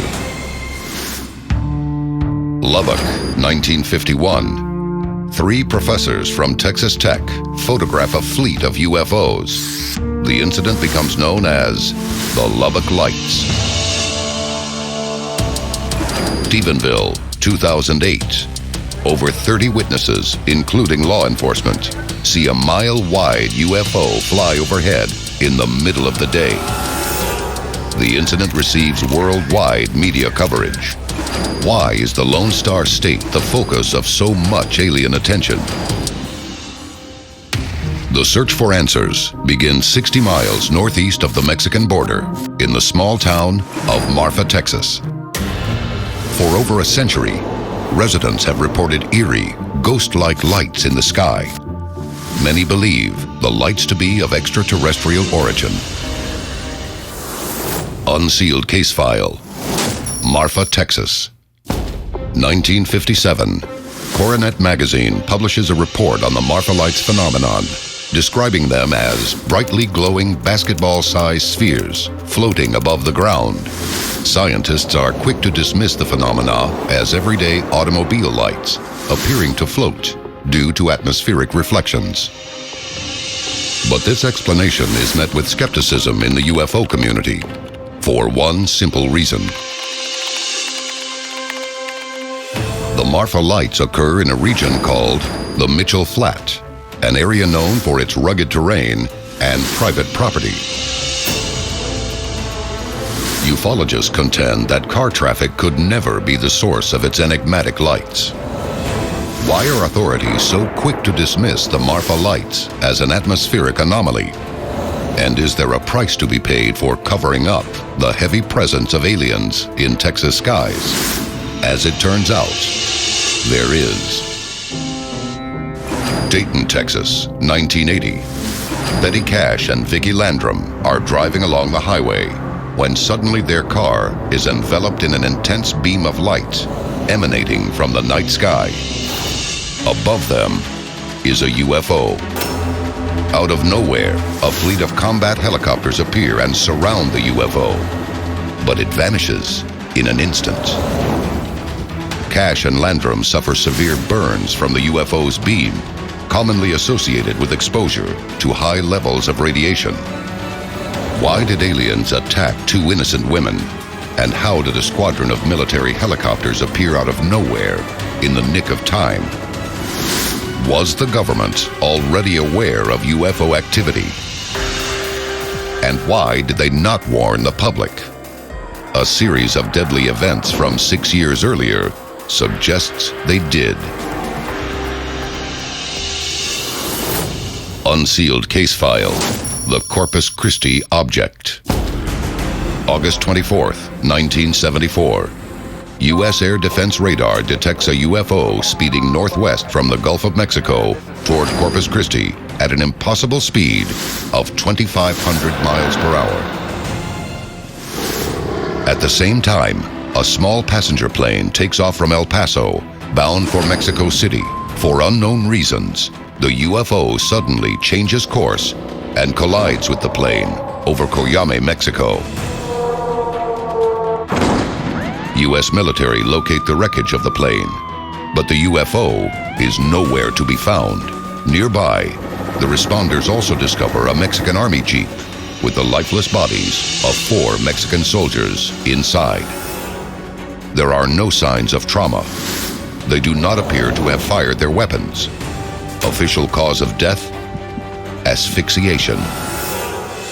The proximity of the Dayton and Corpus Christi locations is alarming. Just outside Corpus Christi is the Naval Air Station, Trow Field. Dayton is part of metropolitan Houston, which is also home to mission control for NASA's space shuttle flights. Could the military and space exploration facilities be attracting UFOs? At the time of the Dayton incident in 1980, NASA was preparing to launch the first space shuttle. Some experts believe extraterrestrials are trying to send a message that would bring an abrupt halt to any further space exploration.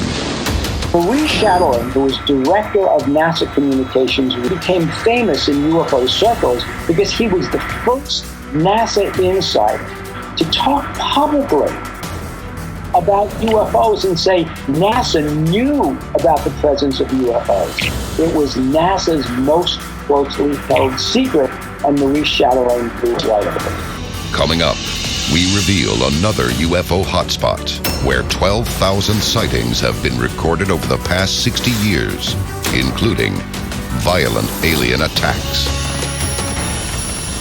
On Unsealed Alien Files, exposing the biggest secret on planet Earth. Welcome back to Unsealed Alien Files. America is riddled with UFO hotspots, but it isn't the only nation experiencing this phenomenon. In 2008, the British government declassified decades of eyewitness accounts of UFOs. The sheer volume of information was overwhelming. From the 1950s to the termination of the British government's UFO project, around 12,000 UFO sightings were investigated. Nick Pope is a former official with the British government's UFO desk, a department dedicated to the investigation of UFO sightings. These incidents date from World War II to modern day. Many of these UFO encounters are unpredictable and dangerously close calls.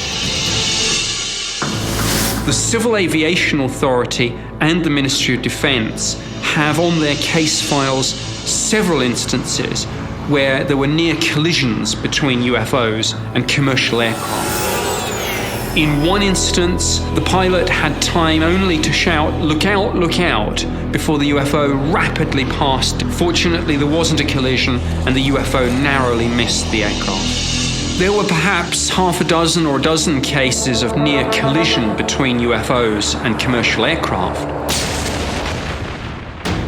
These incidents bear an uncanny resemblance to the Corpus Christi collision. But Britain's hotspot similarities with Texas go far beyond near misses in the air. Here, too, aliens target military bases, posing a serious threat to national security. One event in particular has achieved legendary status among British UFO investigators: the Rendlesham Forest incident. Over a series of nights in December 1980, United States Air Force personnel based at Bentwaters and Woodbridge in the United Kingdom saw UFOs. On the first night of activity, numerous witnesses, including John Burroughs and Jim Penniston, saw strange lights in the forest, which were unlike anything they'd seen before. The two airmen set out to investigate. They discover the flashing lights are emanating from a large, triangular-shaped UFO resting on the forest floor. Jim Penniston approached the UFO and at one point actually touched the side of the craft. He's described how this touching of the craft led to some effect where he was jolted and received what he can only really describe as some sort of telepathic download. Later, he felt a compulsion to write in his police notebook pages and pages of ones and zeros.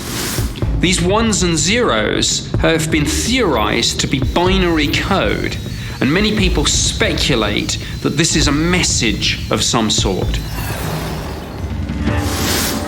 There's huge controversy about the binary code and the Rendlesham message, and indeed there's a lot of discussion and debate about whether this is a message, and if it is, what this message says, what it all means. Decoding the message may reveal why aliens are targeting hotspots like Britain and Texas. It may be that further revelations are yet to come. Not everything that I've seen has yet seen the light of day. There may be some revelations that will be made in the future. There may be some things that will never be released. Coming up, we investigate the next frontier of alien hotspots and learn if it might in fact be the last. This is Unsealed Alien Files, exposing the biggest secret on planet Earth. Welcome back to Unsealed Alien Files. The time to act is now. There are 3 simple steps you can take to unseal the truth. Follow on Twitter. Follow the Unsealed Twitter feed to receive breaking news of the latest alien happenings as they develop. Tell your story. Have you seen a UFO? Whatever we encountered affected our memory. Upload stories and pictures to our interactive map. Join the movement. Get the Unsealed bracelet and the unique code hidden underneath to access exclusive content. Stop living in the dark. It's definitely coming this way. Get involved in the fight to unseal the truth. Now. Both the US and the UK are inundated with intense UFO activity.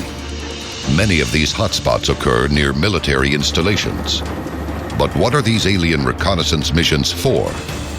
The answer may lie on the opposite side of the planet, inside the world's rising superpower, the People's Republic of China. Hangzhou, July 7th, 2010. Thousands watch in stunned disbelief as a flaming UFO streaks across the night sky over the eastern city. Many capture vivid images of the object. Authorities immediately close Xiaoshan International Airport, thrusting the story into the worldwide media spotlight. The government pledges to launch a full investigation into the incident. Ultimately, the findings are never disclosed to the public. Only a week later, a second mass UFO sighting occurs in the southwestern city of Chongqing. Local residents are terrified.